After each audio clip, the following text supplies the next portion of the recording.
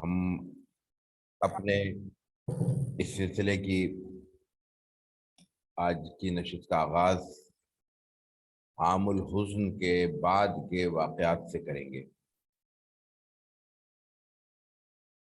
عام الحزن رسول اکرم صلی اللہ علیہ وسلم کی زندگی کا ایک انتہائی سخت مرحلہ تھا، لیکن گزر گیا۔ اس کے دوران اور اس کے بعد اسی دورانیے میں کسی وقت کچھ اہم واقعات پیش آئے ہیں، جن کے بعد کی زندگی پر، بعد کے مسلمانوں کے احوال پر بہت اہم اثرات مرتب ہوئے۔ ان کا ہم پہلے ذکر کریں گے۔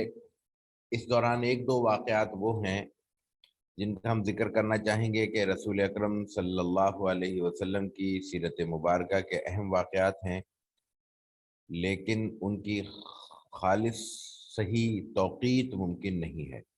عین ممکن ہے کہ وہ شعب ابی طالب میں جانے سے پہلے کے ہوں، اور عین ممکن ہے کہ اس کے بعد کے کسی وقت کے ہوں۔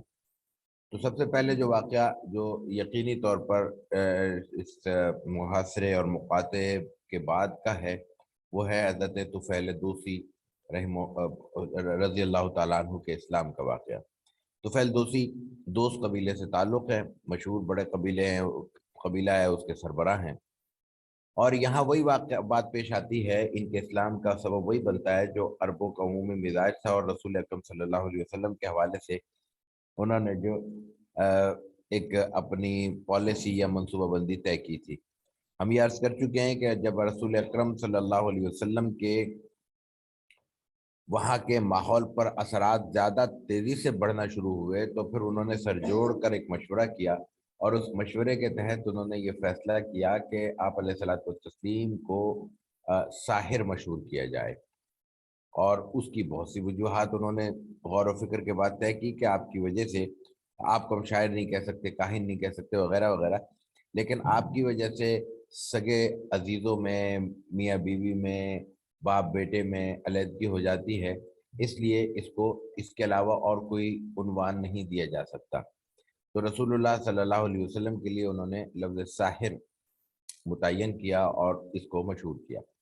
جب حضرت طفیل دوسی رضی اللہ تعالیٰ عنہ وہاں تشریف لائے، تو ان کو یہ لفظ کانوں میں پڑا، اور وہ تھوڑا سا جھجک گئے، لیکن اس کے بعد اور تھوڑا توقف کیا، آپ علیہ الصلوۃ والتسلیم سے ملاقات نہیں کی، لیکن اس کے بعد ان کو احساس ہوا کہ میں تو خود ان سب چیزوں سے واقف ہوں، اور خود شاعر ہوں، مجھے شاعر ہوں تو شاعر کو اندازہ ہوتا ہے کہ بھئی حسن و قبح کیا ہے۔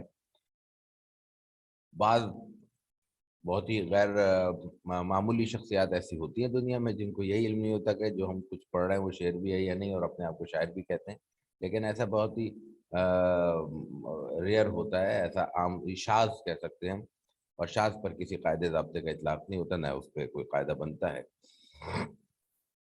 یہ بات اس لیے کہی ہم نے کہ بعض منظوم چیزیں ہماری نظر سے ایسے گزری ہیں جن میں شاید ایک بھی مصرع نہ ہو، یعنی اس میں ایک بھی کلام موضوع کی کوئی خوبی نہیں پائی جاتی، لیکن ان حضرات کا خیال ہے کہ انہوں نے بہت بڑا کام کیا ہے۔ ٹھیک ہے، تو حضرت طفیل دوسی رضی اللہ تعالیٰ عنہ نے سوچا، وہ خود بیان کرتے ہیں کہ میں نے اپنے آپ سے کہا کہ یہ کیا بات ہوئی، شعر کہتے ہیں آپ کو، شعر تو میں جانتا ہوں، کہانت ہے تو کہانت سے میں واقف ہوں، کوئی اور کوئی کیفیت ہے تو میں جانتا ہوں اس چیز کو، تو مجھے یہ فیصلہ کرنے کا حق حاصل ہے کہ آپ علیہ الصلوۃ والتسلیم کیا کرتے ہیں اور کیا کہتے ہیں۔ تو کہتے ہیں کہ میں نے ایک بار میں نے کہا کہ میں ملنا چاہتا ہوں، کلام سنوں گا، میں خود فیصلہ کروں گا۔ تو دیکھا کہ آپ علیہ الصلوۃ والتسلیم مسجد حرم میں گئے، تو بیت اللہ میں آپ نماز پڑھ رہے تھے۔ نماز پڑھتے ہوئے میں نے ظاہر وہ آپ کا پیچھا کیا۔ نماز کے بعد جب آپ رسول اکرم صلی اللہ علیہ وسلم گھر کی طرف تشریف لے گئے، تو آپ علیہ الصلوۃ والتسلیم سے انہوں نے ملاقات کی اور کہا کہ لوگوں نے بہت ڈرایا تھا مجھے، اور میں ڈر گیا تھا، لیکن آج میں نے آپ کا کلام سنا ہے تو مجھ پر بہت اثر انداز ہوا ہے اور بہت بھلا معلوم ہوا ہے، میں مزید کلام سننا چاہتا ہوں۔ رسول اکرم صلی اللہ علیہ وسلم نے انہیں اسلام کا تعارف پیش کیا، جو بھی بنیادی تعارف آپ کرایا کرتے تھے، اور اس کے بعد صرف سورہ اخلاص، سورہ فلق، سورہ ناس تلاوت کی۔ حضرت طفیل اسی وقت مسلمان ہو گئے، اور اس وقت انہوں نے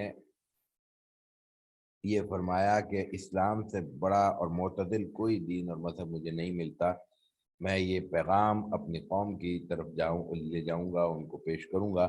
پھر وہ اپنے قوم پہ گئے، اپنے اہل خانہ کو دعوت دی، والد اہلیہ سمیت بہت سے لوگ ان کی دعوت سے مسلمان ہوئے۔ یہاں دو تین باتیں سمجھنے کی ہیں۔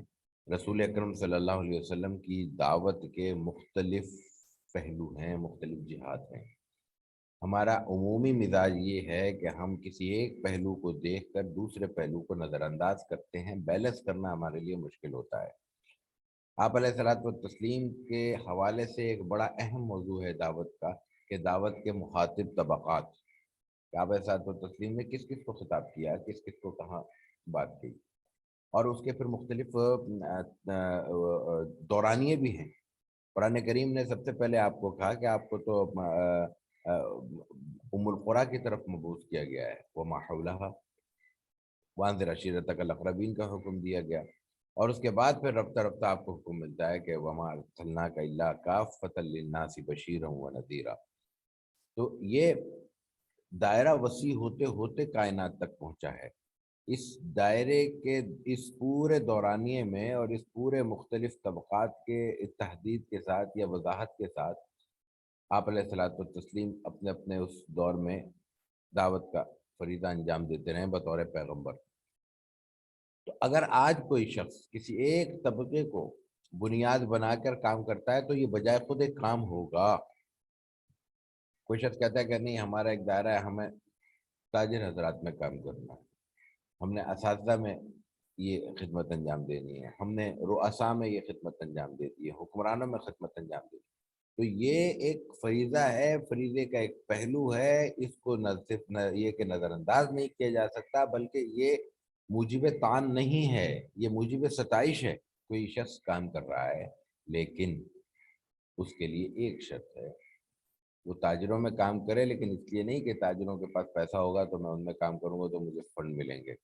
حکمرانوں میں کام کرے لیکن اس مقصد سے نہیں کہ حکمرانوں میں کام کروں گا تو اس کے نتیجے میں مجھے مراعات ملیں گی، یا یہ کہ کم از کم گورنر صاحب سے اور صدر صاحب سے جب ملنے جاؤں گا، وزیر اعظم سے ملنے جاؤں گا تو ہماری طرح غریبوں کی طرح لائنوں میں نہیں لگنا پڑے گا، اندر سے فون آ جائے گا کہ جناب فلاں گاڑی کو چھوڑ دیا جائے، اور میں پورے اہتمام کے ساتھ اندر پہنچ جاؤں گا۔ انسانی نفسیات ہے، کتنے ہی لوگ اس پہ بھی بڑے خوش ہوتے ہیں کہ جناب ہم بغیر رکے اندر چلے گئے، اور کتنے لوگ اس سے زیادہ اس بات پہ خوش ہوتے ہیں کہ کوئی نہیں 2 گھنٹے خوار تو ہوئے لیکن صدر صاحب کی زیارت تو نصیب ہو گئی، گورنر صاحب کی شکل دیکھ لی ہے، اور گورنر صاحب کی بھی شکل نہیں دیکھی، گورنر ہاؤس اندر سے دیکھ لیا۔ تو یہ انسانی نفسیات کے قصے ہیں، انسان کے اپنے اپنے فکر ہر کس بقدر ہمت ہو، جس کو جتنی بلندی میسر ہے، اڑان میسر ہے، اتنا خواب دیکھ سکتا ہے اور اس خواب پہ عمل کی بھی کوشش کر سکتا ہے، لیکن بجائے خود کسی بھی طبقے کو فوکس کر کے اس کے لیے کام کرنا کوئی غلط کام نہ صرف یہ نہیں ہے بلکہ اہم ذمہ داری ہے۔ مجموعی طور پر کسی پوری دنیا کا درد تو انسان دل میں سمو سکتا ہے کہ کہنے میں کیا جاتا ہے، لیکن اس کے لیے ہر شخص ہر وقت اسی فعالیت کے ساتھ کام نہیں کر سکتا، اس کو اپنا دائرہ متعین کرنا پڑتا ہے، اب وہ دائرہ جو بھی متعین ہو۔ تو رسول اکرم صلی اللہ علیہ وسلم کی جو دعوت ہے، اس میں آپ دیکھیے کہ جب آپ سربراہان کو یا یہ کہ اپنے اپنے علاقے کے سرداروں کو یا کسی بھی اعتبار سے معزز اور وجاہت رکھنے والی شخصیات کو اللہ کا پیغام پہنچاتے ہیں تو اس کا نتیجہ کیا ہوتا ہے؟ کتنے ہی واقعات مل چکے، کتنے ہی واقعات آگے آئیں گے کہ ایک شخص کو اللہ کا پیغام پہنچا، اس نے بات سمجھی اور اس نے اپنے جا کے پورے قبیلے کو یا قبیلے کے بڑے حصے کو یا قوم کو یا اپنے خاندان کو مسلمان کر لیا، دار اسلام میں شامل کر لیا۔ ہم جیسے شخص، ہم اگر دائر اسلام میں آ جاتے ہیں تو ہماری کس پہ چلے گی؟ اپنے اوپر بھی نہیں چلتی تو ہم کسی اور کو کیا کریں گے؟ لیکن اگر ایک شخص وجاہت رکھتا ہے، اس کی بات سنی اور سمجھی جاتی ہے، لوگ اس کی بات کو وزن دیتے ہیں، تو اس تک بات پہنچانا کوئی معمولی بات نہیں ہوگی۔ آپ علیہ الصلوۃ والتسلیم نے جو مکاتیب لکھے ہیں اس میں آپ دیکھیں کہ آپ ان کو یہی کہتے ہیں، جو مختلف سربراہان کو آپ دعوت دیتے ہیں، کہتے ہیں کہ تمہیں جو ہے نا دوہرا اجر ملے گا، یؤتیک اللہ اجرک مرتین، اللہ تعالیٰ آپ کو دوہرا اجر دیں۔ کیوں؟ اس لیے کہ آپ مسلمان ہوئے اور آپ کے نتیجے میں پورا وہ نظام اسلام کے زیر سایہ آ گیا، تو اسے پتہ نہیں کتنے ہزاروں لاکھوں افراد کا فائدہ ہوگا۔ فوری طور پہ لاکھوں افراد کا نہ بھی ہو تو بھی دائرے کے بالآخر اس کے جو ثمرات ہیں وہ لاکھوں سے زیادہ کروڑوں تک پہنچیں گے۔ مثلا ایک علاقہ اگر آج سے 500 سال پہلے دائرہ اسلام میں داخل ہوا، تو آج اس پورے خطے میں جو اسلام ہے، تو وہ جن لوگوں نے ابتدا میں کام کیا تھا، کیا ان کو صدقہ، ان کے لیے وہ صدقہ جاریہ نہیں ہوگا؟ ایک شخص ہے، ایک مسلمان ہوا، اس نے ایک قبیلے کو مسلمان کیا، اور وہ قبیلہ 500 سال سے مسلمان چلا آ رہا ہے، تو اس کا ثواب کس کو جائے گا؟ تو یہ اہم ترین نقطہ ہے جس کو پیش نظر رکھنا چاہیے، لیکن اس کے لیے جو میں عرض کروں کہ منہج ہے وہ صرف منہج مجددی ہے۔ حضرت مجدد الفسانی رحمۃ اللہ علیہ نے جو خدمات انجام دی، بادشاہوں میں رہ کر انجام دی، اور اس طرح انجام دی کہ سمندر میں رہتے ہوئے اپنے جسم کو، وجود کو پانی سے محفوظ رکھا، تر نہیں ہونے دیا۔ تو حکمرانوں کے ساتھ رشتہ تعلق ہو سکتا ہے، لیکن اس طرح اخلاص نیت کے ساتھ اور اس طرح اپنے آپ کو محفوظ رکھ کے کہ دامن پہ کوئی دھبا اور داغ اور کوئی چھینٹ نظر نہیں آنی چاہیے۔ ایک واقعہ، جیسے میں نے عرض کیا کہ بہت سے واقعات ہیں جن کے بارے میں تحدید اور توقیت ممکن نہیں، ظاہر ہے کہ بس واقعہ بیان ہوا ہے کہ یہ آپ علیہ الصلوۃ والتسلیم کا واقعہ ہے اور ابتدائی عہد کا ہے۔ اب اس میں خاص کس سال کا واقعہ ہے یہ بیان کرنا ذرا مشکل ہے۔ اس میں قصہ اراشی ہے۔ اراشی ایک اراشی الف کا اراشی ہے، زیر کے ساتھ ہے۔ یہ ایک قبیلہ ہے، اور یہ قبیلہ قسم کی کوئی شاخ ہے، قسم سے عین میں۔ یہ کوئی تاجر ہے، تاجر کی حیثیت سے یہ مکہ مکرمہ آیا۔ آنے کے بعد اس نے اپنے کچھ خرید و فروخت کی، اور اس خرید و فروخت میں کچھ چیزیں ابو جہل نے خریدی، اس سے کچھ جانور وغیرہ خریدے، اور اس کے بعد اس نے حسب روایت پیسے دینے سے انکار کر دیا۔ ابو جہل کے بارے میں یہ عام شکایت تھی کہ وہ مالی معاملات میں ڈنڈی مارا کرتا تھا اور لوگوں کے ساتھ بد معاملگی کیا کرتا تھا۔ تو اب ابو جہل کی جو سردار کی حیثیت بھی ہے، اور پھر جو اس کی شخصیت کے اندر ایک جبر ہے، اس کا نتیجہ یہ ہے کہ کوئی اس کے سامنے کھڑے ہونے کو تیار نہیں ہے، کوئی اس کے منہ لگنے کو تیار نہیں ہے۔ تو وہ ایک باہر کا تاجر ہے، پردیسی ہے، اب اس کو یہاں کے ماحول کا علم نہیں ہے، لوگوں کے تعلقات اور روابط کا علم نہیں ہے، لوگوں کے اندر جو انٹرنل پالیٹکس ہوتی ہے، داخلی سیاست، اس کا علم نہیں ہے۔ تو وہ اسی کیفیت میں اپنی لاچارگی کے ساتھ بیت اللہ میں گھوم رہا ہے کہ کوئی میری مدد کر دے، یہ جو فلاں شخص ہے فلاں گھر پہ رہتا ہے، اس نے میرا کچھ ادائیگی کرنی ہے۔ تو یہ مختلف سرداروں کے پاس پہنچا عربوں کے، انہوں نے انہیں شرارت سوجی، رسول اللہ صلی اللہ علیہ وسلم وہیں موجود تھے حرم میں بیت اللہ کے پاس۔ انہوں نے کہا کہ اس معاملے میں اگر کوئی مدد کر سکتا ہے تو یہ شخص کر سکتا ہے۔ اس کو علم نہیں ہے کہ یہ ان کا کوئی آپس میں مسئلہ ہے یا کوئی اختلاف ہے یا کوئی مذہبی معاملہ ہے۔ تو رسول اللہ صلی اللہ علیہ وسلم کی تو انہوں نے اشارہ اس لیے کیا کہ اب دیکھو تماشا دیکھیں گے، بہت دن ہو گئے کوئی شرارت نہیں ہوئی، تو یہ ابو جہل کے پاس جائیں گے اور ابو جہل کو سخت سخت کہے گا، یا ہو سکتا ہے مارے پیٹے، جو بھی ہو سکتا ہے، تو ہمارے لیے تو ہر صورت میں تماشا ہے۔ تو اس بدنیتی کے ساتھ انہوں نے اراشی کو رسول اللہ صلی اللہ علیہ وسلم کی طرف روانہ کیا۔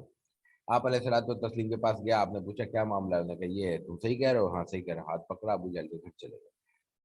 ابو جہل کا دروازہ کھٹکھٹایا اور اس سے پوچھا کہ یہ اس کو جانتے ہو؟ کہ ہاں۔ اس کی ادائیگی کرنی ہے؟ ہاں، تو ادائیگی کرو۔ انہوں نے کہا بھی آیا، اندر گیا، پیسے لے کے آیا اور حوالے کر دیے۔ اچھا، وہ تو تماشے کے انتظار میں تھے، انہوں نے دیکھا یہ عجیب سا ماجرا ہو رہا ہے کہ وہ اتنی سعادت مندی کے ساتھ رسول اللہ صلی اللہ علیہ وسلم کی بات مان رہا ہے۔ تو واپس آیا تو انہوں نے کہا ظاہر ہے کہ جیسے احباب ہی تھے نا، سارے آپس میں سب سردار ہی تھے، ایک سطح کے تھے، معاصر تھے، تو جیسے دوستوں میں ایک دوسرے کو تانے بازی ہوتی ہے، انہوں نے کہا بڑا تم نے کام کیا ہے، تو کیا تم نے محمد صلی اللہ علیہ وسلم کی اطاعت قبول کر لی ہے یا کیا معاملہ؟ انہوں نے کہا نہیں، کچھ بھی نہیں کیا میں نے، میرے ساتھ تو عجیب واقعہ ہوا کہ جب میں نے آپ کو دیکھا دروازے پہ کھڑے تو میں نے دیکھا کہ پیچھے ایک نر اونٹ اپنا جبڑا منہ کھولے کھڑا ہے اور بس تیار ہے کہ جھپٹ کے مجھے کھا لے گا، میں نے تو اس سے اپنی جان بچانے کے لیے ادائیگی کی ہے۔ تو یہ واقعہ قصہ اراشی کہلاتا ہے۔ اسی طرح ایک واقعہ ملتا ہے رکانہ کی کشتی کا، مصارعات رکانہ اس کو عام طور پہ کہتے ہیں۔ رسول اللہ صلی اللہ علیہ وسلم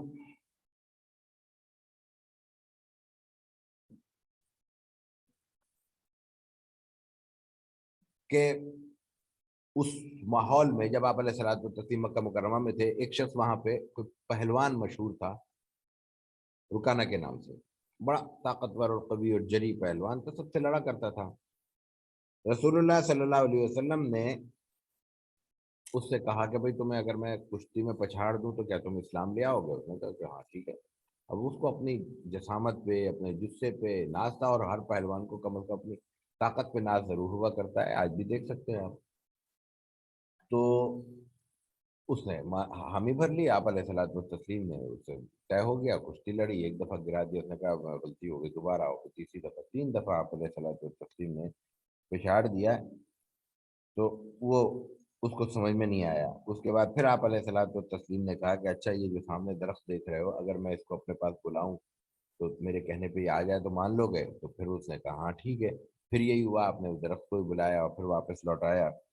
اس کے ذریعے بھی اس نے اسلام قبول نہیں کیا، بلکہ وہ بعد میں جا کے قریش کے دوسرے سرداروں سے کہنے لگا کہ یہ جو محمد صلی اللہ علیہ وسلم ہیں، ان سے تمہیں مقابلہ کرنا ہے تو جادو میں کرو، یہ بہت بڑے جادوگر ہیں، اس سے عام حالات میں نہیں نمٹ سکتے۔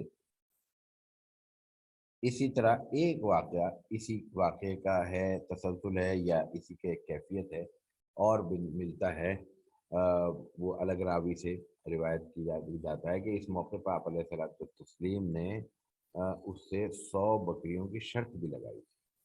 مطلب یہ تھا کہ بس ٹھیک ہے، اگر میں نے کشتی میں تمہیں پچھاڑ دیا تو تم مجھے 100 بکریاں دو گے، اور دوسری آپ علیہ اور ورنہ میں دوں گا۔ تو وہ آپ نے ایک دفعہ پچھاڑا، پھر دوسری دفعہ پچھاڑا، پھر تیسری دفعہ پچھاڑا، 300 بکریاں آپ نے جیت لی۔ 300 بکریاں جیتنے کے بعد آپ نے اس کو وہ 300 کی 300 بکریاں واپس کر دی۔ ظاہر ہے کہ وہ آپ نے تو اس مقصد کے لیے لی نہیں تھی۔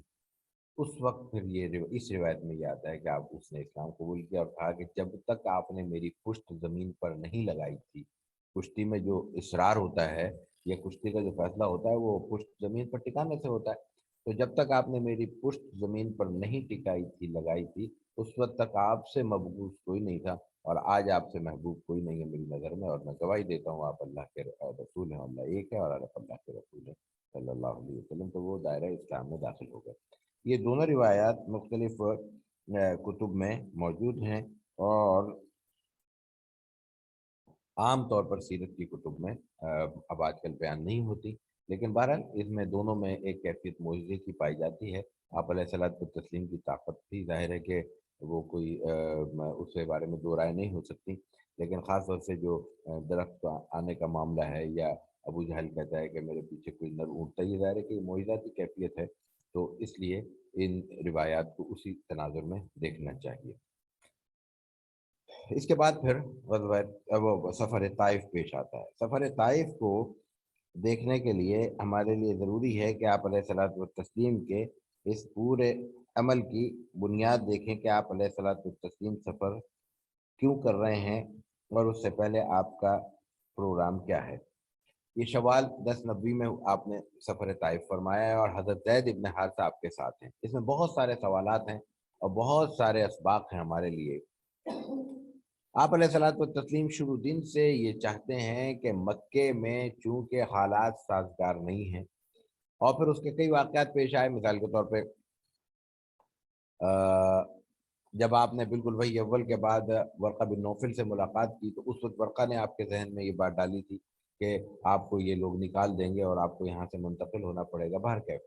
تو اس لیے رسول اللہ صلی اللہ علیہ وسلم نے یہ کوشش کی کہ کوئی ایسی جگہ میسر آ جائے جہاں بیٹھ کر آپ یکسوئی کے ساتھ کم از کم یہ کام کر سکے، فریضہ انجام دے سکے۔ اس لیے کہ جب ٹکراؤ کی کیفیت ہوتی ہے، جب ہر لمحے مخالفت ہوتی ہے، اور پھر مخالفت بھی متشددانہ ہوتی ہے، اس میں تشدد شامل ہو جاتا ہے، تو پھر انسان کی بقا کی ذمہ داری آ پڑتی ہے۔ جب انسان اپنی بقا کی طرف سے غیر مطمئن ہو جائے تو پھر وہ یکسوئی نہیں ہو سکتی، کام نہیں کر سکتا۔ اچھا کام اکیلے تنہا تنہا کر بھی لے تو ظاہر ہے کہ اس کے ساتھ ٹیم نہیں بنتی۔ آپ ہر شخص کو کیسے وہ ایمان عطا کریں گے جو ایک پیغمبر کا ایمان ہے، کیسے وہ یقین اور توکل عطا کریں گے جو ایک پیغمبر کا خاصہ ہے، تو کیسے پھر وہ ٹیم بنے گی، اور کیسے لوگ ساری چیزوں کو اسے چھوڑ کر سارے تفکرات سے آزاد ہو کے اس طرف آئیں گے۔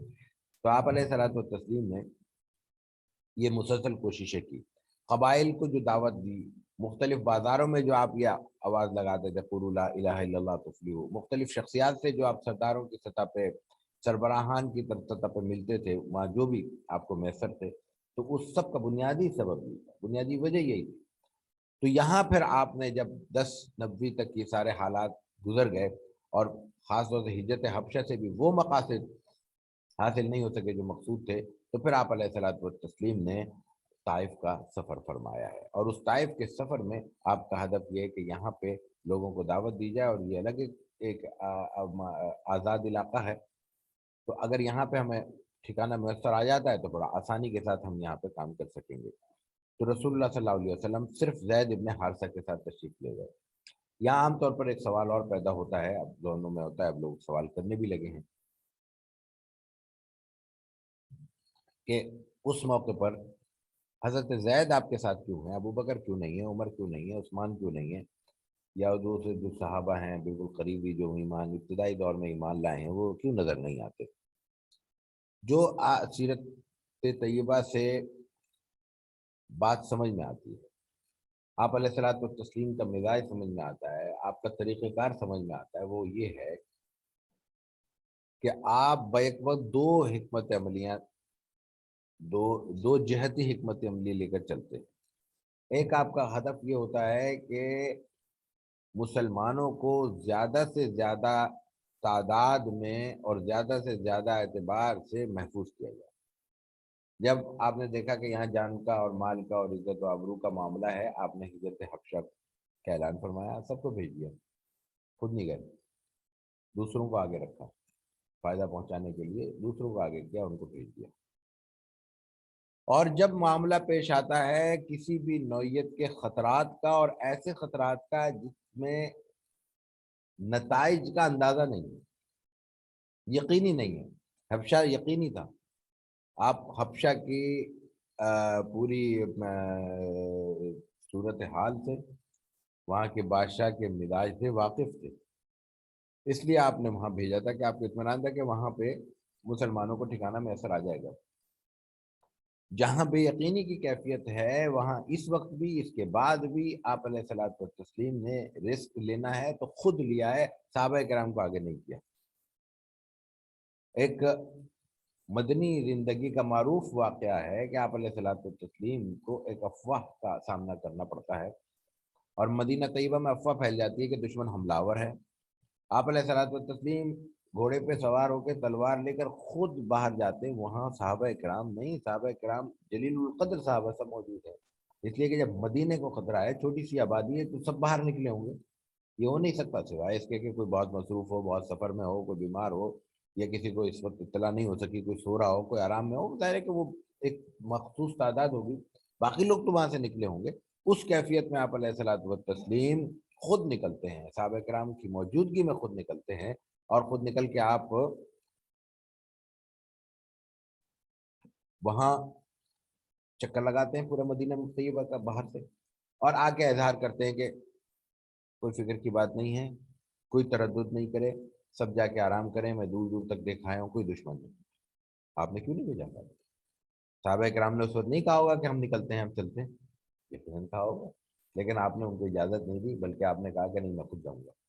تو جہاں خطرات ہوئے ہیں وہاں آپ علیہ الصلوۃ والتسلیم نے اپنے آپ کو آگے کیا ہے، جہاں امکانی طور پر یقین کی کیفیت ہے، یہاں پہ اطمینان کی کیفیت ہے، وہاں آپ نے صحابہ کرام کو آگے بھیجا ہے، ایک بات۔ دوسری بات یہ کہ جب بے یقینی کی زیادہ کیفیت ہوتی ہے تو پھر پیچھے والوں کا بھی خیال رکھنا ذمہ داری ہوتی ہے۔ قیادت صرف اس چیز کا نام نہیں ہے کہ بے شک بے دھڑک کود پڑا آتش نمرود میں عشق، یہ نعرے بازی کی باتیں ہیں، یہ اس نوعیت کی باتیں جذباتی ماحول پیدا کرنے کے لیے ہوتی ہیں، یہ منصوبہ بندی کی باتیں نہیں ہوتی۔ بھائی کود پڑے ہم، پھر کیا ہوگا؟ کچھ نہیں، اللہ مالک ہے۔ تو یہ جو ذمہ داریاں ہیں یہ اللہ مالک کی نہیں ہوتی، اللہ مالک اپنے ذات پہ چلتا ہے۔ توکل کا یہ مفہوم نہیں ہے کہ اللہ تعالیٰ نے 50 آدمی آپ کے زیر کفالت قرار دیے ہیں اور آپ مسجد میں حجرے میں بیٹھ جائیں اور کہیں کہ اللہ مالک ہے۔ ان کی کفالت اللہ آپ کے ذمہ تو کفالت کریں گے، اپنے حصے کی مشقت اور ریاضت اور کسب کرنے کے بعد اللہ مالک ہے۔ آپ علیہ الصلوۃ والتسلیم نے واضح طور پر روایت میں فرمایا، جب ایک بدبو نے پوچھا کہ میں اپنے اونٹ کو باندھ دوں پھر توکل کروں یا ویسے ہی چھوڑ دوں، تو آپ نے کہا نہیں، باندھو پھر توکل کرو۔ تو باندھنا کیا ہے؟ کسب ہے نا، کمانا، یعنی اسباب کو اختیار کرنے کے بعد ان اسباب کی کے نتائج کو اللہ پر چھوڑا جائے گا۔ ہم سفر پہ نکل گئے، سفر خیریت سے ہو جائے، یہ اللہ کے کا توکل ہے۔ ہم نے اپنی کوشش کر کے جو مشقت ریاضت کر رہی تھی، جو مزدوری کرنی تھی کر لی، اب اس کا نتیجہ اللہ عطا کرتے حلال روزی بھی مل جائے اور اس حلال روزی سے ہمارا پیٹ بھی بھر جائے اور اس میں برکت بھی ہو جائے کہ کوئی باہر کے خواہ مخواہ کے اخراجات نہ آئے۔ تو آپ علیہ الصلوۃ والتسلیم نے ایسا ہر معاملے میں کیا ہے۔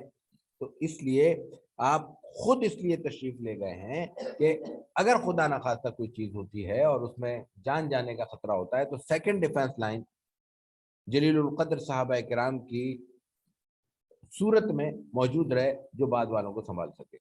یہ آپ کی اسٹریٹجی تھی، یہ آپ کی منصوبہ بندی تھی جو بظاہر محسوس ہوتی ہے، واللہ اعلم۔ آپ علیہ الصلوۃ والتسلیم نے طائف کا سفر کیا، یہ تقریباً کوئی 1 مہینے 40 دن کا سفر ہے مکمل طور پر۔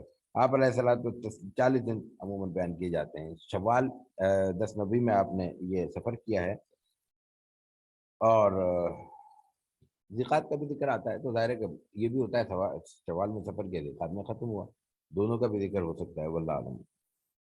آپ علیہ الصلوۃ والتسلیم راستے میں مختلف قبائل سے ملتے ہوئے پہنچے ہیں، یعنی براہ راست طائف نہیں تشریف لے گئے، درمیان میں جتنے بھی چھوٹے بڑے قبائل اور قومیں اور لوگ ملتے رہے، آپ ان کو اللہ کا پیغام پہنچاتے رہے۔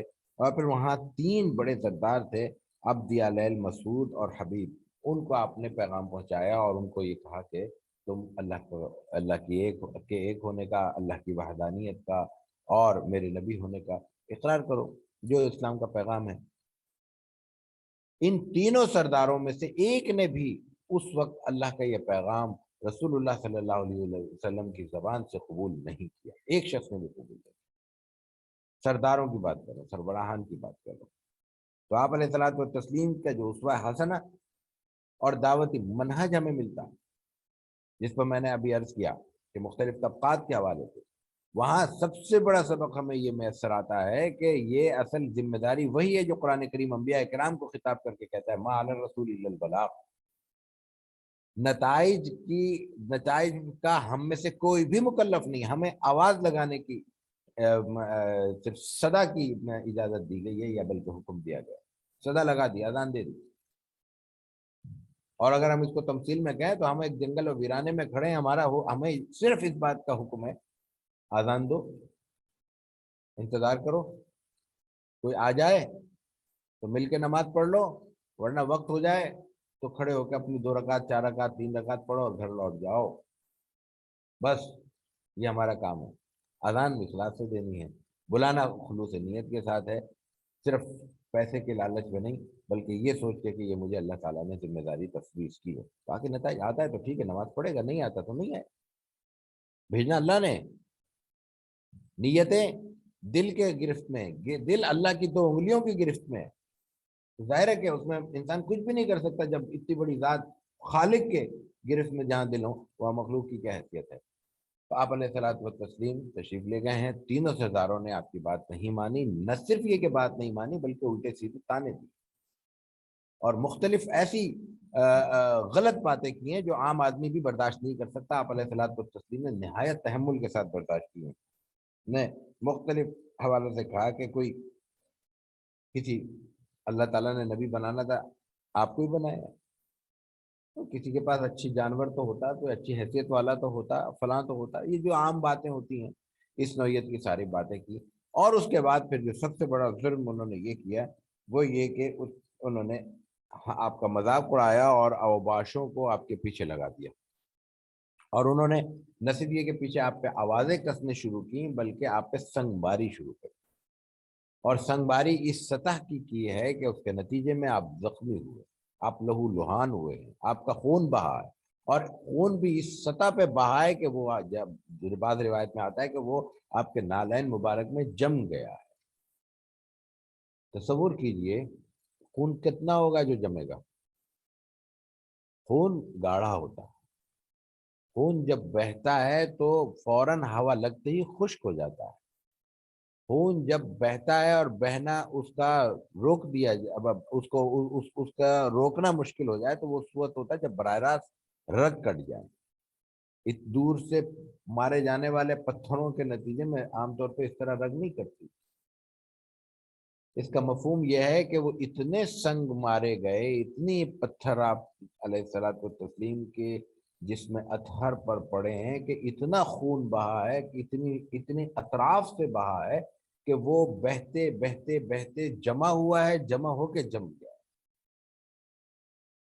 پھر آگے دیکھیے روایتوں میں یہ آتا ہے کہ آپ علیہ الصلوۃ والتسلیم ان کی سنگ باری کے نتیجے میں بیٹھنے پر مجبور ہو جاتے تھے، روایتوں میں آتا ہے، آپ سب نے پڑھا۔ پھر وہ آتے تھے، پھر آپ کو کھڑا کرتے تھے، پھر آپ چلتے تھے، پھر پتھر مارتے تھے، پھر آپ بیٹھ جاتے تھے۔ جس کو پتھر پڑتے ہیں وہ بیٹھتا ہے کیا؟ عموماً کیا انسان کا رد عمل ہوگا جب جس کو پیچھے سے پتھر پڑ رہے ہوں؟ بھاگے گا۔ انسان کیا جانور بھی بھاگتا ہے؟ آپ کسی راہ چلتے جانور کو اگر پتھر ماریں گے وہ بھاگے گا۔ آپ علیہ الصلوۃ والتسلیم کیوں بیٹھے ہیں؟ آپ علیہ الصلوۃ والتسلیم کی طاقت، قوت ملاحظہ کیجئے جو بار بار روایتوں میں آتی ہے۔ پہلوان کو پچھاڑ دیتے ہیں آپ،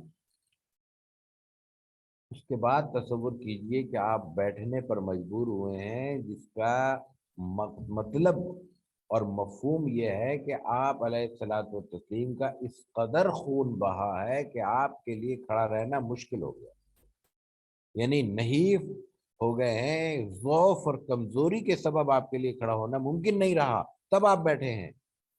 جیسے ہوتا ہے نا کہ انسان انتہائی کمزوری کا عالم ہو، کھڑا ہونا مشکل ہو جائے، تک چکر سے آ رہے ہو، تو آدمی کیا کہتا ہے ذرا 2 منٹ سہارا لے لوں بیٹھ جاؤں، اس کیفیت میں آپ بیٹھتے تھے، وہ ظالم اس کیفیت میں آپ کو اٹھاتے تھے، پھر آپ چلتے تھے۔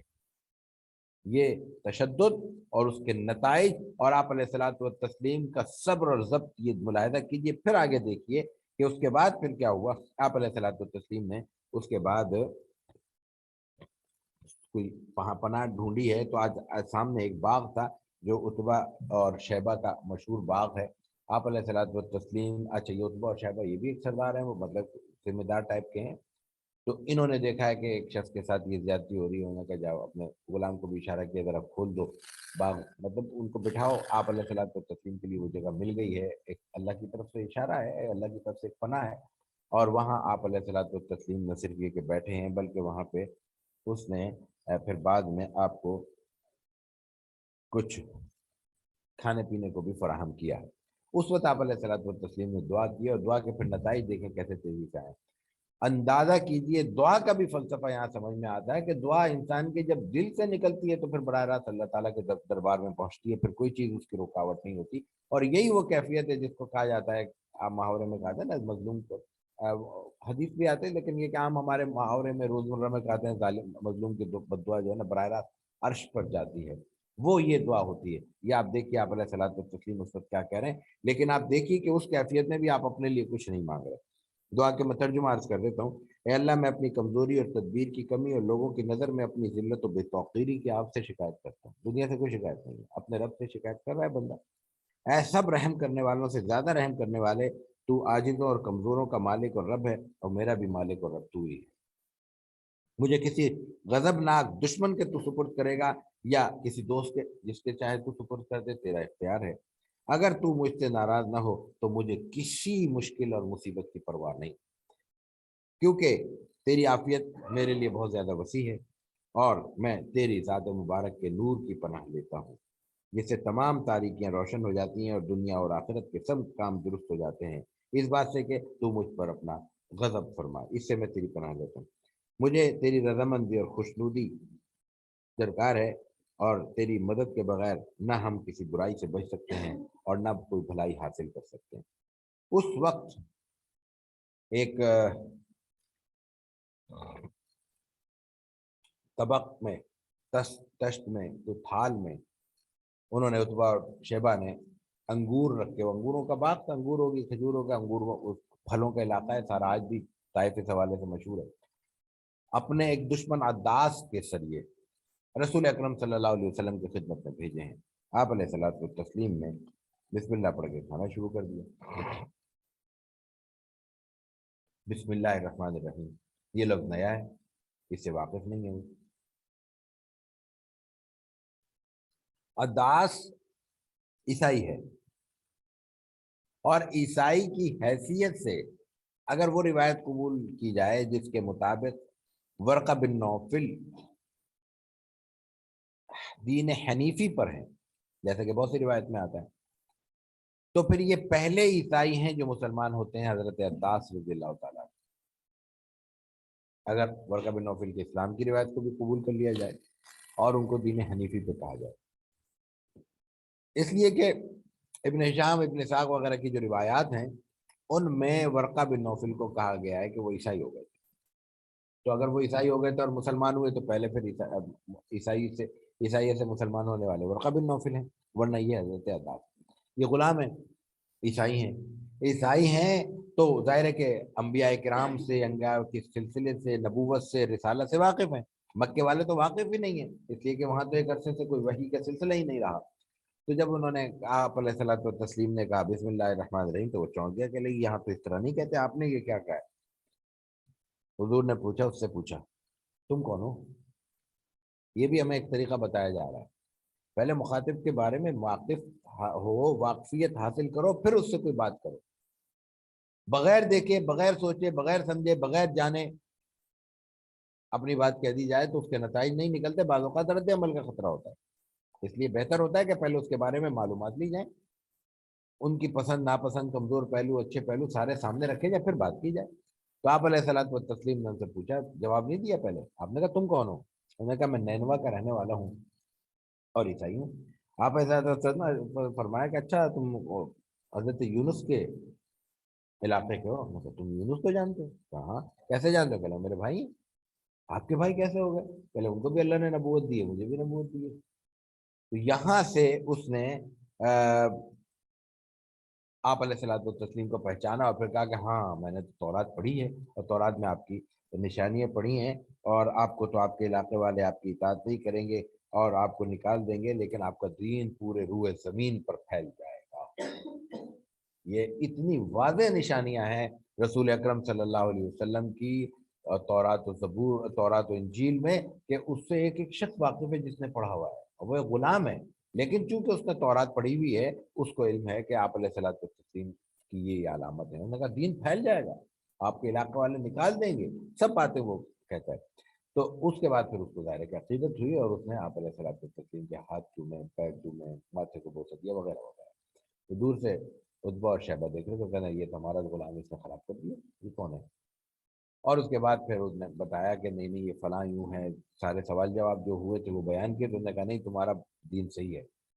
یعنی وہ خود عیسائی نہیں ہیں، ان کو عیسائیت کی شاید تفصیل کا بھی علم نہیں ہوگا، لیکن دیکھیں ایک اجنبی چیز سے انسان کس طرح نامانوسیت کا اظہار کرتا ہے کہ ایک ایسا مذہب جس کے وہ خود پیروکار نہیں ہیں اس کے بارے میں کہتے ہیں کہ تمہارا مذہب ٹھیک ہے، اور ایک ایسا مذہب جس کے بارے میں انہیں کچھ علم نہیں ہے اس کے بارے میں کہتے ہیں کہ نہیں وہ اس کی بات نہیں ماننا، تو بس یہ ٹھیک ہے تمہارا مذہب. یہ دیکھیے یہ ہے نامانوسیت کا جبر. انسان جب ناواقف ہوتا ہے، جو مقولے کے مطابق بھی یہی بات درست ہے کہ اس سے انسان کی جہالت جو ہے وہ عداوت پیدا کرتی ہے. تو یہ نامانوسیت اور جہالت سے بہت ساری عداوتیں ہمارے ماحول میں جنم لیتی ہیں جن سے ہم واقف نہیں ہوتے، اور وہ عداوت ہمارے سینوں میں پلتی رہتی ہیں اور کسی وقت وہ باہر بھی نکل آتی ہیں، لیکن اس کا سبب کوئی حقیقت پر مبنی نہیں ہوتا، ہمارے عدم واقفیت پر اور نامانوسیت پر مبنی ہوا کرتا ہے.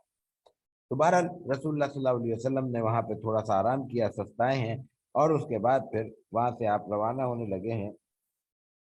تو اسی وقت آپ علیہ الصلوۃ والتسلیم کے پاس جبریل امین ملک الجبال کے ساتھ آتے ہیں.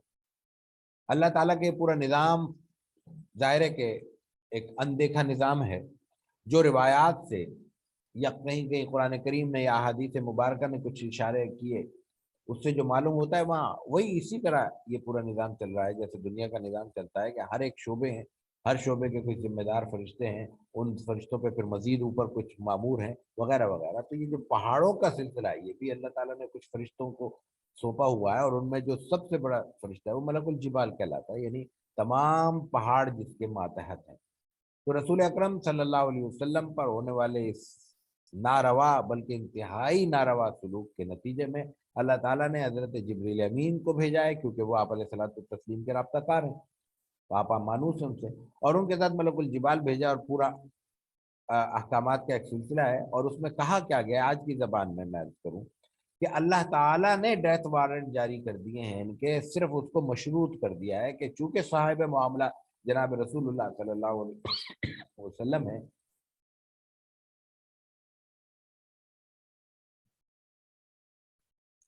اس لیے آپ سے پوچھ لیا جائے تو جبریل امین آ کے آپ سے عرض گزار ہوتے ہیں کہ یہ صورتحال اللہ نے دیکھی اور اللہ تعالیٰ نے یہ فیصلہ کر دیا ہے، ہمیں مامور کیا ہے، ملک الجبال کو ساتھ بھیجا ہے، آپ حکم فرمائیں تو وہ پورے پہاڑی سلسلے کو جس کے مابین مکہ اور طائف موجود ہے یہ ملا دیں اور ملا کے ساری آبادی کو قیامت تک کے لیے ختم کر دیں۔ یہ اللہ تعالیٰ کا جلال کی کیفیت، یعنی پورا مکہ ختم کر دیا جائے، پورا طائف ختم کر دیا جائے، جب اوپر سے پہاڑ دونوں مل جائیں گے پیچھے پہ بچے گا کیا؟ شاید جب ہم اوپر سے سرچ کرتے تو گوگل سے نشان بھی نہ ملتا کہ یہاں کوئی دو پہاڑی سلسلے جوڑے گئے، سب ختم ہو جاتا۔ باہر کیف اللہ تعالیٰ کا یہ پیغام سن کر رسول اکرم صلی اللہ علیہ وسلم نے کیا کہا ہے، اصل سمجھنے کا یہ ہے۔ آپ علیہ الصلوۃ والتسلیم نے کہا کہ میں نہیں چاہتا کہ ان لوگوں کو صفحہ ہستی سے مٹا دیا جائے۔ یہ آپ علیہ الصلوۃ والتسلیم کے الفاظ کا مفہوم ہے، میں نہیں چاہتا کہ ان لوگوں کو صفحہ ہستی سے مٹا دیا جائے، بلکہ مجھے امید ہے کہ ان کی نسل میں سے ایسے لوگ پیدا ہوں گے جو اللہ کی عبادت کریں گے اور کسی کو اس کا شریک نہیں ٹھہرائیں گے۔ اس کا مطلب یہ ہے کہ انسانی زندگی میں ایسے مراحل پیش آتے ہیں جب انسان پر کسی نہ کسی حوالے سے رد عمل کا غلبہ ہو سکتا ہے، اور ہم کمزوروں پر یہ حالات آئیں تو مایوسی کی کیفیت بھی ہو سکتی ہے۔ اس وقت سب سے بڑھ کر اپنے آپ کو سنبھالنا ہے، اور سب سے اہم چیز یہ ہے کہ ہماری نظر وسیع ہونی چاہیے، مستقبل پر ہونی چاہیے، امکانات پر ہونی چاہیے، امیدوں پر ہونی چاہیے۔ اپنی زندگی کی بنیاد امیدوں پر رکھنی چاہیے، نا امیدی پہ نہیں رکھنی چاہیے۔ امیدیں کیا ہے؟ یہ نہیں مسلمان ہو یہ ہو جائیں گے، اگلے ہو جائیں گے۔ بھائی انسان کا ذہن کیا کہتا ہے کہ یہ کم وقت نہیں ہو رہے تو ان کی اگلی کیوں ہوگی؟ آپ کیا کہہ رہے ہیں؟ نہیں یہ نہیں ہو رہے، اگلی نسل ہو جائے گی، یہ امید ہے، وہ رد عمل ہے۔ اور پھر دوسرا نقطہ جو معلوم ہو رہا ہے، ہو جائے ختم ہو جائے کافر کے بچے، یہ ہمارا جو اندر سے ایک نکلتا ہے جذبہ جو نکلتا ہے، نہیں ہے وہ کافر تو کیا ہوا، وہ جو مسلمان ہو جائیں گے یا ان کی نسلیں مسلمان ہو جائیں گی تو ان کا کفر دھل جائے گا نا، جو مسلمان ہوں گے ان کا، جو نہیں ہوئے ان کا تو نہیں دھلے گا۔ تو وہی نقطہ جو میں پہلے گزارش کر چکا ہوں کہ پوری دنیا کو ایک نظر سے دیکھنا، یہ رسول اللہ صلی اللہ علیہ وسلم کی سنت ہے۔ ان کو تقسیم کر کے دیکھنا، یہ رسول اللہ صلی اللہ علیہ وسلم کی سنت کے برخلاف ہے۔ اور آپ علیہ الصلوۃ والتسلیم کی سنتیں جو ہم زندہ کرنے کی بات کرتے ہیں، یہ سنت زندہ کرے گا کوئی تو اس کو بھی وہی ثواب ملے گا۔ اس لیے کہ پوری دنیا ایک نظر سے دیکھنے کا مفہوم یہ کہ پوری دنیا آپ علیہ الصلوۃ والتسلیم کی یہ امت دعوت ہے، یہ امت اجابت ہے۔ نسبت ہر ایک کو اپنے آمد تک ذات رسالت میں آپ علیہ الصلوۃ والتسلیم کی حاصل ہے، چاہے اس کو اس کا شعور ہو، ادراک ہو، خیال ہو نہ ہو۔ یہ اس کی نالائقی ہوگی، اس کی جہالت ہوگی، ناواقفیت ہوگی، تو جہالت اور ناواقفیت اللہ کے ہاں عذر ہو نہ ہو، ہمارے لیے بہرحال ایک عذر ہے کہ ہم نے پتہ نہیں اس تک اللہ کا پیغام اس طرح پہنچایا یا نہیں پہنچایا جس طرح ہماری ذمہ داری تھی۔ فریضہ تھا امت مسلمہ کا، میں نئیس المجموع فریضہ تھا۔ تو آپ علیہ الصلوۃ والتسلیم نے اس وقت یہ دعا فرمائی ہے، اور اس کا نتیجہ کیا ہوا کہ ملک الجبال، جبریل امین کے ساتھ سب واپس چلے گئے ہیں۔ طائف میں آپ کا قیام 10 دن رہا، اور 20 روز، 30 دن یا 40 دن کا بنیادی سفر بیان ہوتا ہے، تو عام طور پہ یہ کہا جاتا ہے کہ 20 دن آپ علیہ الصلوۃ والتسلیم کے سفر کے تھے، اور 10 دن آپ نے طائف میں قیام کیا ہے، اور اس دوران آپ نے کوئی شخص نہیں چھوڑا، کوئی بڑا چھوٹا جس کو اللہ کا پیغام نہیں پہنچایا، اور لیکن کوئی شخص مسلمان نہیں ہوا، کوئی شخص مسلمان نہیں ہوا۔ آپ وہاں سے واپس لوٹ آئے۔ آپ علیہ الصلوۃ والتسلیم کی جلالت شان ملاحظہ کیجیے، اس سفر میں آپ کی قربانیاں ملاحظہ کیجیے، اس پورے سفر میں آپ کی مشقتیں ریاضتیں نہیں، تشدد جو آپ نے جھیلا ہے، جو مصیبتیں اور مصائب آپ نے جھیلے ہیں، وہ ملاحظہ کیجیے، اور نتیجہ دیکھیے پھر فوری تو کیا ملا، ایک شخص بھی مسلمان نہیں ہوا۔ حوصلے پتہ نہیں کیوں ہمارے ذرا سی دیر میں پست ہو جاتے ہیں، پتہ نہیں ذرا سی دیر میں ہم کیوں نا امیدیوں کا شکار ہو جاتے ہیں۔ یہاں دیکھیے ذات رسالت مآب علیہ الصلوۃ والتسلیم، آپ سے بڑھ کر کس کی بات میں تاثیر ہے؟ آپ سے بڑھ کر کس کو اخلاص میں اثر آ سکتا ہے؟ آپ سے بڑھ کر کس کو دعوت کا سلیقہ ہو سکتا ہے؟ یہ سارے سلیقے، ساری ریاضتیں، سارے آپ کے اخلاص، ایک شخص مسلمان نہیں ہوتا اس کے نتیجے میں، لیکن پھر کیا ہوتا ہے؟ یہ صبر کا امتحان ہے، یہ مقام صبر ہے جو آپ کو عطا کیا گیا تھا۔ اس کا نتیجہ کیا ہوا؟ وہ نتیجہ پھر یہ ہوتا ہے کہ چند ہی برس کے بعد، چند ہی برس کہا جائے گا نا، کوئی 100 برس کی، کوئی ایک صدی تو درمیان میں حائل نہیں ہے، پورا خطہ مسلمان ہو جاتا ہے۔ جنگیں بھی ہوتی ہیں، لڑائیاں بھی ہوتی ہیں، مسلمانوں کو بھی مسائل پیش آتے ہیں، لیکن بالآخر کیا ہوتا ہے؟ سب مسلمان ہو جاتے ہیں۔ اور آج تک اللہ کا شکر ہے وہ علاقہ مسلمان ہے، مسلمانوں کے لیے ہے، مسلمان اس سے فائدہ اٹھا رہے ہیں، وہاں کی زرخیزی سے مسلمان مستفید ہو رہے ہیں۔ تو یہ ہے اصل صبر۔ ہمارا صبر کیا ہے کہ جب ہم کچھ نہیں کر سکتے تو ہم کہتے ہیں ہم صبر کریں گے، ہمارے درجے میں وہ بھی صبر ہے، اللہ اس پہ بھی ہمیں اجر عطا فرمائے گا، لیکن ایک صبر جو اصلی صبر ہے، جو آئیڈیل اور مثالی صبر ہے، وہ ہے اختیار ہوتے ہوئے صبر کرنا۔ ملک الجبال موجود ہے، آپ رد عمل دے سکتے ہیں، آپ تہس نہس کر سکتے ہیں، آپ بدلہ لے سکتے ہیں، اور آپ بدلہ نہیں لیتے، صبر کرتے ہیں۔ تو قوت اور اختیار کے ساتھ جو صبر ہے وہ ہے رسول اللہ صلی اللہ علیہ وسلم کا صبر، اور بے اختیاری میں جو صبر ہے وہ ہے ہم جیسوں کا صبر۔ یہ ہمارے درجے میں قابل قبول ہوگا، لیکن سنت ادا کرنی ہے تو طاقت ہوتے ہوئے لوگوں کو اپنے صبر سے زیر کرنا ہوگا، قدرت اور اختیار ہوتے ہوئے لوگوں کی چیرہ دستیوں پر اور ان کی ایذا رسانیوں پر صبر کر کے آپ علیہ الصلوۃ والتسلیم کی سنت پر عمل پیرا ہونے کا ثواب حاصل کریں گے۔ بار کہ واپسی پہ کیا ہوتا ہے؟ واپسی پہ آپ علیہ الصلوۃ والتسلیم کو جنات کا وفد ملتا ہے۔ جب انسان رسول اللہ صلی اللہ علیہ وسلم کے پیغام کو نظر انداز کر دیتے ہیں تو اللہ تعالیٰ جنوں کو بھیج کر ہم سب کو یہ پیغام دیتا ہے کہ میرا پیغام اور میرے نبی تمہارے محتاج نہیں ہے، تم اگر نبوت کی اس دعوت کو قبول کرو گے تو تمہارے لیے سعادت ہوگی، تمہارے لیے آخرت کی کامیابی کا سبب ہوگا، اگر تم یہ راہ اختیار نہیں کرو گے تو اس کے نتیجے میں نقصان بھی تمہارا اپنا ہے، نہ میرا ہے، نہ میرے دین کا ہے، نہ میرے پیغام کا ہے، نہ میرے نبی کا ہے صلی اللہ علیہ وسلم۔ اس لیے کہ میں تو اس بات پر قدرت رکھتا ہوں کہ تم جیسی 10,000 مخلوقیں کھڑا کر دوں، اور وہ کھڑی کر دی آپ نے۔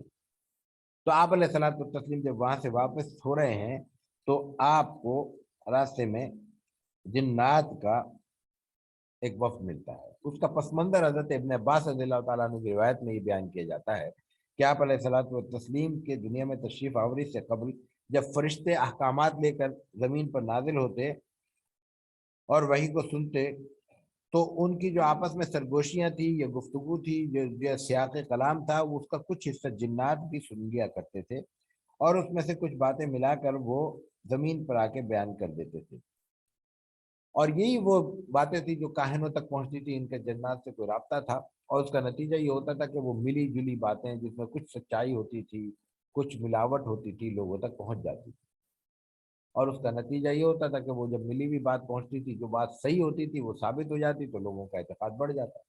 آج بھی عامل و کاملوں کا نظام اسی پہ چلتا ہے کہ 100 باتیں کرتے ہیں، 100 تعویذ دیتے ہیں، وہ ایک قسمت سے لگ جاتا ہے تو وہ ساری زندگی کے لیے آگے، وہ 100 سال کے 50 سال کے لیے ان کا وہ کاروبار کا باعث بن جاتا ہے کہ دیکھو بھائی فلاں کا تعویذ لگ گیا، وہ 99 جو روتے پیٹتے کہیں اور چلے گئے، ان کا کوئی ذکر ہی نہیں ہوتا۔ تو رسول اللہ صلی اللہ علیہ وسلم کی بعثت سے پہلے یہ معاملہ تھا۔ آپ علیہ الصلوۃ والتسلیم کی بعثت کے بعد جو پوری کائنات میں تبدیلیاں پیدا ہوئیں، ان میں ایک تبدیلی یہ بھی تھی کہ پھر جنات کا راستہ روک دیا گیا۔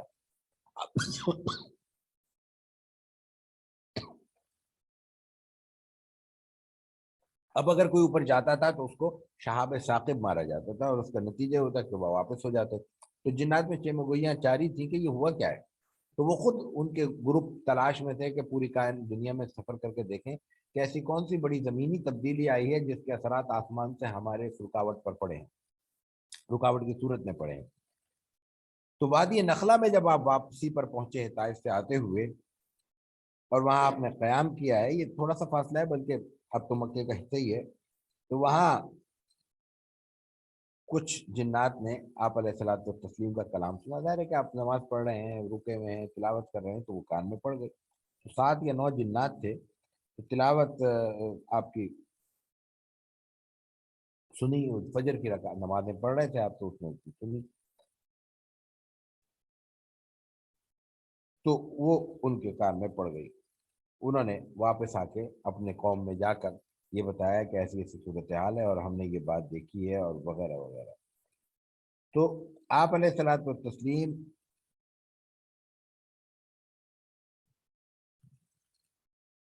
کا یہ عمل دیکھ کر اور یہ قرآن کریم دیکھ کر جنات نے اندازہ کر لیا کہ یہی وہ تبدیلی ہے جس کا ہمیں خیال تھا اور جس کے اثرات ہم جھیل رہے ہیں۔ تو بہرحال اس وقت قرآن کریم کی پھر یہ صورتیں نازل ہوتی ہیں 29ویں پارے میں سورہ جن ہے، نا سمعنا قرآن عجبا یہدی الی الرشد فآمنا بہ۔ بہرحال ان میں دو واقعات آپس میں تھوڑا سا تعارض اور تضاد کی کیفیت پیدا ہوتی ہے۔ قل اوحی الی انہ استمع من الجن جو ہے اس سے یہ ثابت ہوتا ہے کہ آپ علیہ الصلوۃ والتسلیم کو جنوں کے قرآن سننے کا علم نہیں تھا۔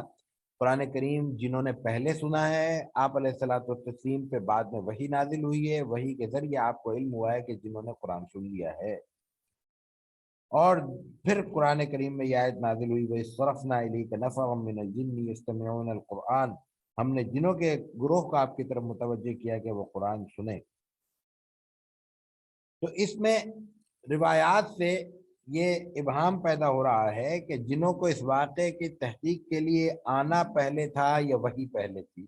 پہلے ان کا سلسلہ بند ہوا، پھر انہوں نے اپنا دنیا میں اس کے اسباب تلاش کرنا شروع کیے، یا پہلے انہوں نے تلاوت سنی، تلاوت سننے کے بعد انہوں نے اندازہ کرنا شروع کیا کہ کیا صورتحال تھی۔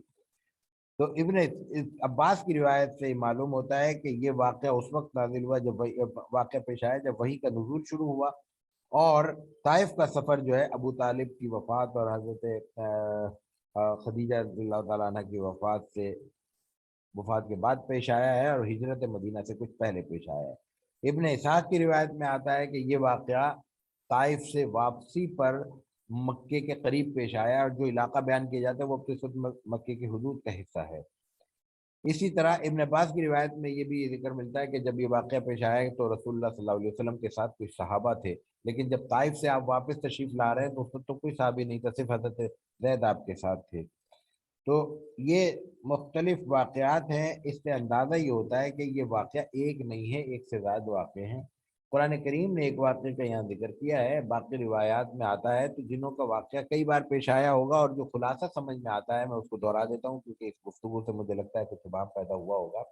آپ علیہ الصلوۃ والتسلیم سے جنہوں کا معاملہ پیش آیا ہے شعب ثاقب کی وجہ سے، شعب ثاقب ان کو مارے جانے لگے، یہ کب شروع ہوا ہے؟ وحی کے بعد۔ وحی کے بعد تو خاصی مدت ہے، وہ اس دوران مختلف حوالوں سے تلاش کرتے رہے، اور یہ دورانیہ کئی سال پر مبنی ہو سکتا ہے۔ اس دوران انہوں نے آپ علیہ الصلوۃ والتسلیم کی ممکن ہے تلاوت بھی درمیان میں سنی ہو، لیکن پھر آخری بار انہوں نے تلاوت جو سنی ہے، آخری بار کا مطلب جو اہم جس کے بعد آپ کو علم ہوا ہے، اس سے پہلے کا رسول اللہ صلی اللہ علیہ وسلم کو علم نہیں ہے کہ جنات آپ کا کلام سن رہے ہیں یا ان میں کوئی چیمیں گوئیاں ہیں یا ان کے ساتھ کوئی معاملہ پیش آ چکا ہے۔ جب طائف سے واپسی پر آپ علیہ الصلوۃ والتسلیم وادی نخلا میں پہنچتے ہیں تو پھر اس وقت آپ علیہ الصلوۃ والتسلیم کو بتایا جاتا ہے۔ اب کیوں بتایا جاتا ہے؟ بظاہر اس کی وجہ یہ معلوم ہوتی ہے کہ آپ وہاں سے اتنی مشقت جھیل کر آ رہے ہیں، اور آپ کے سامنے آپ کی ساری تگ و دو، ایک مہینے کی پر مشقت تگ و دو کے باوجود آپ کے ایک شخص نے بات قبول نہیں کی، تو اس وقت اللہ تعالیٰ نے ان جنوں کی ملاقات کروائی، ان میں پھر لوگ مسلمان ہوئے۔ تو یہ بہرحال خلاصہ سمجھ میں آتا ہے، واللہ عالم۔ تو اس وقت آپ علیہ الصلوۃ والتسلیم کو علم ہوتا ہے کہ یہ جنات نے آپ کی بات سنی ہے، اور یہ جو موقع ہے جو وادی نخلا کہا جاتی ہے وہ جگہ ہے جہاں پہ مسجد جن موجود ہے، یہ اعلیٰ مکہ کا علاقہ کہلاتا ہے، عوالی کا علاقہ کہلاتا ہے، اور یہ جنت المعلیٰ کے ساتھ موجود ہے۔ ظاہر ہے کہ قبرستان تو باہر ہی ہوا کرتے تھے، تو یہ بیت اللہ سے فاصلے پر تھا۔ اب بھی کئی کلومیٹر کا فاصلہ ہے اتنا پھیلنے کے باوجود بھی۔ اس کے بعد آپ کے لیے اہم مرحلہ تھا مکے میں داخل ہونے کا۔ یہ بھی ایک دلچسپ چیز ہے۔ ہم یہ اشارے کر چکے ہیں کہ مکہ مکرمہ میں ایک ڈھیلی ڈھالی ریاست موجود تھی، ریاست کا ڈھانچہ موجود تھا، اسٹرکچر تھا ایک اسٹیٹ کا۔ عام طور پر مبالغہ کرتے ہوئے یہ کہہ دیا جاتا ہے کہ وہاں پہ کوئی نظام نہیں تھا، بعض لوگ کہتے ہیں وہاں قبائلی نظام تھا، تو قبائلی کہنا خود اس بات کی دلیل ہے کہ وہاں نظام موجود تھا۔ قبائل آزاد نہیں ہوتے، شکر بیمار نہیں ہوتے، ان کا ایک سسٹم ہوتا ہے، شہری نظام سے الگ ہوتا ہے وہ، اس میں بعض چیزیں متمدن دنیا سے بھی الگ ہوں گی، کہی جا سکتی ہیں، کوئی قباحت نہیں ہے، لیکن نظام موجود ہوتا ہے تو وہاں بھی موجود تھا، اس نظام کی ایک جھلک میں عرض کرنا چاہتا ہوں۔ جب آپ علیہ الصلوۃ والتسلیم طائف چلے گئے ہیں تو طائف جانے کی نیت سے گئے، طائف رہنے کی نیت سے گئے، تو وہاں کا اصول تھا کہ آپ تجارتی سفر جتنے مرضی کرتے رہیں، گھومنے پھرنے کے لیے جتنا مرضی باہر جاتے رہیں، لیکن اگر آپ شہر ایک علاقے سے دوسرے علاقے ترک سکونت کی نیت سے جا رہے ہیں تو علاقے سے آپ کا تعلق ختم، آپ کی شہریت منسوخ ہو گئی، اب پھر دوبارہ شہریت لینی ہوگی۔ آج شہریت لینے کا طریقہ کار الگ ہے، وزارت خارجہ کے اپنے مسائل ہیں، پھر وزارت داخلہ کے اپنے معاملات ہوتے ہیں، کلیئرنس ہوتی ہے وغیرہ وغیرہ۔ اس وقت کا طریقہ کار بہت سادہ تھا، جیسا کہ اور بہت سی زندگی کے معاملات وہاں پہ سادہ تھے۔ تو آپ جب واپس آنے لگے تو حضرت زید نے کہا ہے کہ ہم کیسے داخل ہوں گے؟ زید کو بھی علم ہے، رسول اللہ صلی اللہ علیہ وسلم کو بھی علم ہے کہ اب ظاہر ہے کہ ہمارے لیے مکے میں داخل ہونا مشکل ہے، اس لیے کہ اب ہمیں تحفظ حاصل نہیں ہے، ریاست کا تحفظ حاصل نہیں ہے، اب ہم ریاست کے شہری نہیں ہیں، کوئی بھی مار دے مار سکتا ہے، اس سے کوئی پوچھ گچھ نہیں ہوگی۔ تو رسول اللہ صلی اللہ علیہ وسلم نے فرمایا کہ بھئی اب دیکھتے ہیں، اللہ مالک ہے، اللہ تعالیٰ نجات کی کوئی صورت نکل جائے آ جائے گی۔ تو اس وقت آپ مکے میں نہیں آئے، غار ہرا میں گئے، غار ہرا سے آپ کا تعلق بعد میں بھی قائم رہا ہے، وہی اول کے بعد آپ اس موقع پہ غار ہرا تشریف لے گئے ہیں ایک پناہ گاہ کے طور پہ، اور وہاں سے آپ نے عبداللہ ابن اریقط کے ذریعے مختلف لوگوں کو پیغام بھیجا ہے کہ آپ مجھے کیا ضمانت دیتے ہیں، پناہ دیتے ہیں؟ سب نے منع کیا ہے سوائے موتم ابن عدی کے۔ موتم بن عدی بڑا سردار ہے، بڑی وجاہت رکھتا ہے، اور مشرک ہے، مسلمان نہیں ہوا، یہ یاد رکھنے کی بات ہے، مسلمان نہیں ہوا۔ اس کے وہ خود بھی مضبوط آدمی ہے، اور 6-7 بیٹے ہیں اس کے۔ جب آپ علیہ الصلوۃ والتسلیم کو اس کو پیغام پہنچتا ہے، اس نے کہتا ہے ہاں آ جائیں،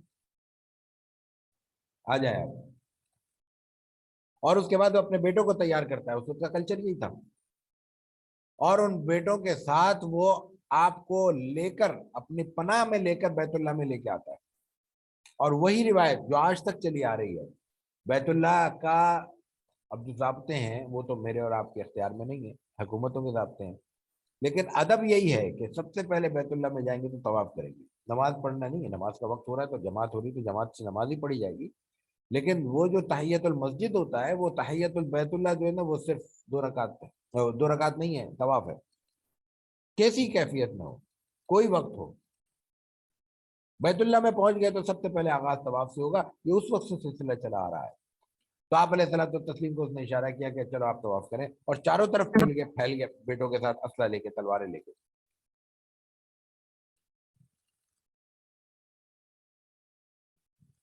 آپ نے طواف کیا،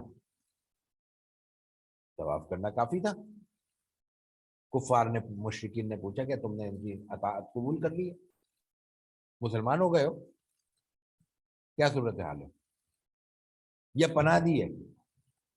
تو تم نے کہا نہیں، میں نے اطاعت قبول نہیں کی، مسلمان نہیں ہوا میں نے صرف پناہ دی ہے، لیکن اس کی وجاہت اتنی تھی معاشرے میں، اس کا رسوخ اتنا تھا کہ آپ علیہ الصلوۃ والتسلیم کی کو پناہ دینے پر قریش نے کیا کہا، تم نے پناہ دی تو ہم نے بھی دی، یعنی آپ کی شہریت دوبارہ بحال ہو گئی، آپ کو دوبارہ مکے کی شہریت حاصل ہو گئی۔ اب آپ دیکھیے، میں ایک بات بار بار دہرا رہا ہوں کہ وہ کون ہے؟ کافر ہے، مسلمان نہیں ہے، رسول اکرم صلی اللہ علیہ وسلم کو اس نے پناہ دی ہے، ظاہر ہے کہ کتنا بڑا اعزاز ہے اس کا، اللہ نے اس سے نیکی کروائی ہے۔ لیکن آپ دیکھیے کہ جناب رسول اللہ صلی اللہ علیہ وسلم کیا فرماتے ہیں، آپ کہتے ہیں بدر کے موقع پر، یہ کون سی کیفیت ہے؟ آپ کی بات پر ایک شخص مسلمان نہیں ہوتا 1 مہینے میں، کون سی کیفیت ہے؟ آپ اپنے آبائی علاقے میں، اپنی جائے پیدائش پہ آپ داخل نہیں ہو پاتے بغیر پناہ لیے کافر کے اور مشرک کی، اور پھر جب آپ مدینہ منورہ چلے جاتے ہیں، ریاست کے سربراہ مقرر ہو جاتے ہیں، آپ کی ایک وجاہت بن جاتی ہے، پوری دنیا میں آپ کی حیثیت تسلیم ہونے لگتی ہے، بدر کے موقع پر 70 بڑے کافر مارے جاتے ہیں، وہ تو فتح کا موقع ہے نا، وہ تو اترانے کا موقع ہے نا، اس کیفیت میں جب 70 بڑے لوگ آپ کی قید میں آ جاتے ہیں، وہ تو لوگوں کو اپنی برتری جتانے کا، فخر کا موقع ہے، اس وقت آپ کیا کہتے ہیں؟ اس وقت متم بن ندی کو یاد کرتے ہیں، اور آپ کہتے ہیں کہ لفظ ہے، غصہ ہے مزاج میں، طبیعت میں، جو تشدد، جو جبر، جو کیفیت برداشت کی اتنے 13 برسوں میں، اس کے نتائج ہیں سامنے ہیں، 15 برس ہو چکے ہیں۔ آپ کہتے ہیں ان گندے لوگوں کے لیے اگر متم آج سفارش کرتا میں ان کو چھوڑ دیتا ہوں۔ کافر کی سفارش پر کافروں کو چھوڑا جا رہا ہے، یا مسلمان کوئی بات کر لے تو بات قبول نہیں ہوتی، اس کو بھی کافر بنا دیتے۔ آپ علیہ الصلوۃ والتسلیم کافر کی سفارش قبول کرنے کی کا اندیا دے رہے ہیں، مر گیا ہے، وہ ہے نہیں، مر چکا ہے، کفر کی حالت میں مر چکا ہے، وجہ اس کا وہ حسن سلوک جو اس نے اس وقت کیا تھا جس وقت اس حسن سلوک کی انتہائی ضرورت تھی۔ تو احسان مندی کا جو جذبہ ہے یہ ایمانی تقاضا ہے، یہ نبوی سنت ہے، یہ اسوہ حسنہ ہے۔ محسن کو یاد رکھو، چاہے محسن کوئی ہو اور چاہے اس نے کسی نوعیت کا احسان کیا ہو، یہ ہے سنت رسول اللہ صلی اللہ علیہ وسلم کی۔ اس سارے عمل سے گزرنے کے بعد پھر آپ علیہ الصلوۃ والتسلیم کو معراج کا سفر عطا ہوتا ہے۔ معراج 2 حصوں پر مشتمل ہے،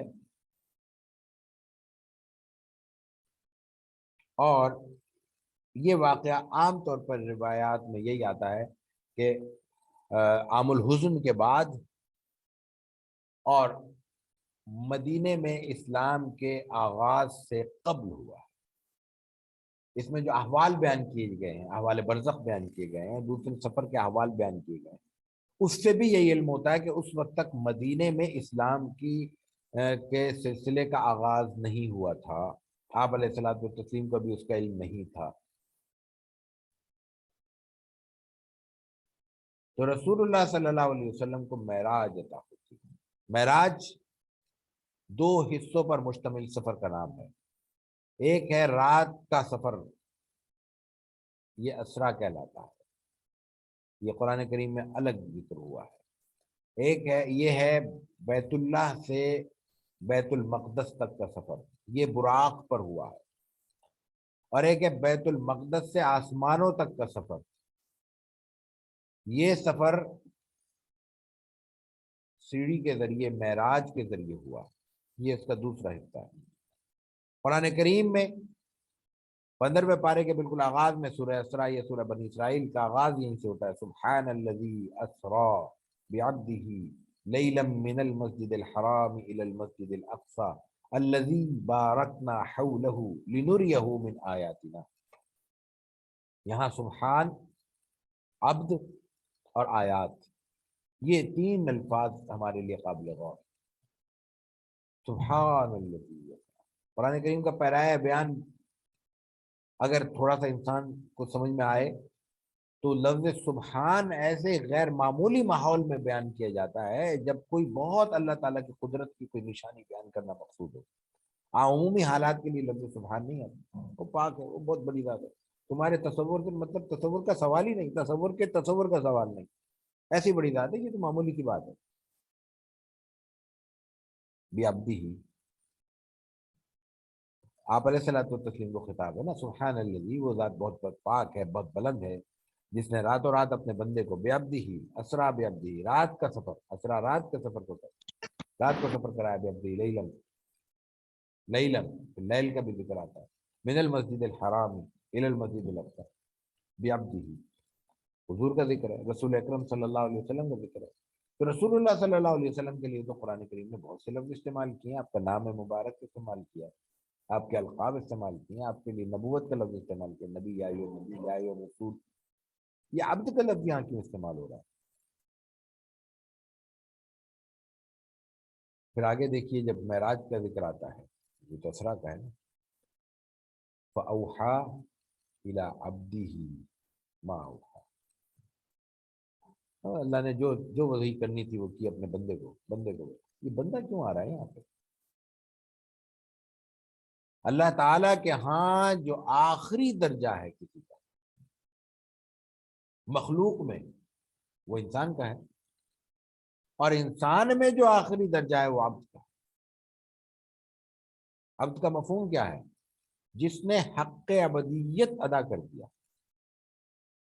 حق ابدیت کون ادا کر سکتا ہے؟ جس نے حق معرفت رب ادا کر دیا. جو اللہ کو پہچانے گا نہیں وہ اس کا احترام کیسے کر سکتا ہے؟ جو احترام نہیں کر سکتا وہ اس کی عبادت کیسے کر سکتا ہے؟ ہم کسی شخص کی، طبیب کے اہتمام کیسے احترام کرتے ہیں؟ ہمارا معالج ہے، ہم نے اس سے علاج کرایا، اس کو بطور معالج پہچانتے ہیں ہم، یہ ڈاکٹر ہے، اس سے ہمیں دوا لینی ہوتی ہے، اس سے فلاں فلاں موقع پر ہم نے علاج کرایا اور اس کے معالجے کے نتیجے میں اللہ نے شفا عطا کی، یہ معالج ہے. تو یہ معرفت معالج ہے، معرفت طبیب ہے کہ ہم اس کو پہچانتے ہیں اور پھر اس کا حق ادا کرنے کی کوشش کرتے ہیں، کہ اس کا احترام بھی کرتے ہیں دل سے، اور جو اس کے تقاضے ہوتے ہیں وہ بھی پورے کرتے ہیں. محض دل سے احترام کرتے ہوئے اس کی فیس دبا لینا تو حق معالج نہیں، حق طبیب نہیں ہے، معرفت طبیب نہیں ہوا نا. کہ حق تو ادا، اس کا دل سے تو بڑی عزت ہے، زبان پہ بڑا جناب بہت شاندار ڈاکٹر ہے، اور جناب بہانے بہانے تو اس کی فیس دبا لی. تو اللہ کو مان لیا اور عبادت میں ڈنڈی مار دی تو یہ تو حق نہیں ہوا رب کا. تو نہ صرف یہ کہ حق معرفت ہمیں حاصل ہے، معرفت رب کا پورے تقاضے حاصل ہے، بلکہ اس کا حق ادا ہوتا ہے اب وہ ظاہر عبادت کی صورت میں، اس لیے کہ قرآن کریم نے خود فرما دیا کہ یہ پورا جو نظام ہے یہ صرف اس کی عبادت کے لیے. وما خلقت الجن والانس الا لیعبدون. تو اس عبد عبادت کا جو حق آخری درجے میں جا کے ادا کر سکتا ہے وہ صرف جناب رسول اللہ صلی اللہ علیہ وسلم کی ذات ہے. سبحان الذی اسری بعبدہ، وہ جس کی عبادت میں نے بھی کی ہوگی، آپ نے بھی کی ہے، لیکن میری اور آپ کی عبادت میں ہم میں کسی کو کوئی اشارہ میسر نہیں ہے کہ وہ اللہ کے ہاں کہاں کس درجے میں قبول ہوئی ہے. ظاہر ہے کہ اللہ تعالیٰ نے حسن ظن رکھنے کا حکم دیا، پھر اس کی رحمت کے شایع یہی ہے کہ وہ ہماری جیسی بھی عبادت ہو وہ انشاءاللہ قبول کرے گا. لیکن یہ صرف خیال ہے، گمان ہے، جس کا جتنا ایمان قوی ہوگا اتنی اس کا یہ گمان قوی ہوگا. لیکن یقین کہاں ہے؟ صرف ایک، جہاں اللہ تعالیٰ نے خود کہہ دیا سبحان الذی اسری بعبدہ. عبد اللہ کہہ رہا ہے تو اس کا مطلب اس کی عبودیت قبول کی گئی ہے، اس کی عبادت کو اللہ تعالیٰ کے یہاں مقام مل چکا جو ملنا تھا.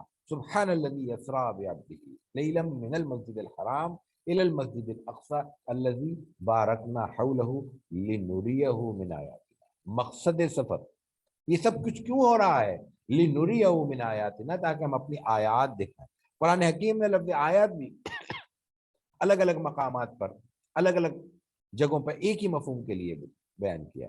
اللہ کی قدرت کی وہ غیر معمولی نشانیاں جنہیں ہم معجزہ کہتے ہیں.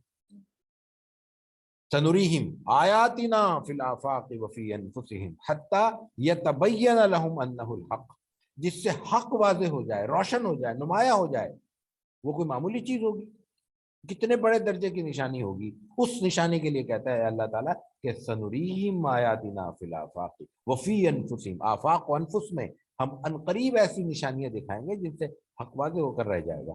یہ سنریہم آگے چل کر دکھائیں گے، ابھی نہیں دکھا رہا ہے. جس وقت قرآن نازل ہو رہا ہے اس وقت کا ذکر نہیں ہے، بعد کی ان نشانیوں کا ذکر ہے جو نزول قرآن کے بعد آج تک اور آج کے بعد قیامت تک روشن ہوتی جا رہی ہیں اور روشن ہوتی چلی جائیں گی. تو یہاں پہ لنریہ من آیاتنا، اپنی نشانیاں دکھائیں. تو یہ سفر معراج پوری نشانیاں ہیں، پورا معجزہ ہے. اس لیے یہ روحانی نہیں ہے، یہ جسمانی ہے. اگر یہ روحانی ہو، خواب کے ذریعے ہو، کسی اور شکل میں ہو، تو اس کو اس معجزے کی شکل نہیں دی جا سکتی، اس کو لنریہ من آیاتنا نہیں کہا جا سکتا.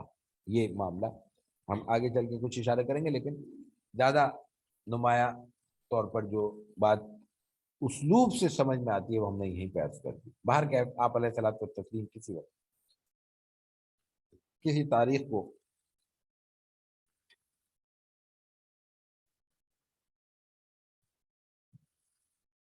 بیت اللہ میں موجود تھے کہ جبریل امین آئے ہیں اور آپ کو اشارہ کیا ہے اور آپ تشریف لے گئے. اس کے بارے میں عام طور پر جو روایت آتی ہیں ان میں معراج کا ذکر آتا ہے، رجب کا ذکر آتا ہے اور رمضان کا ذکر آتا ہے.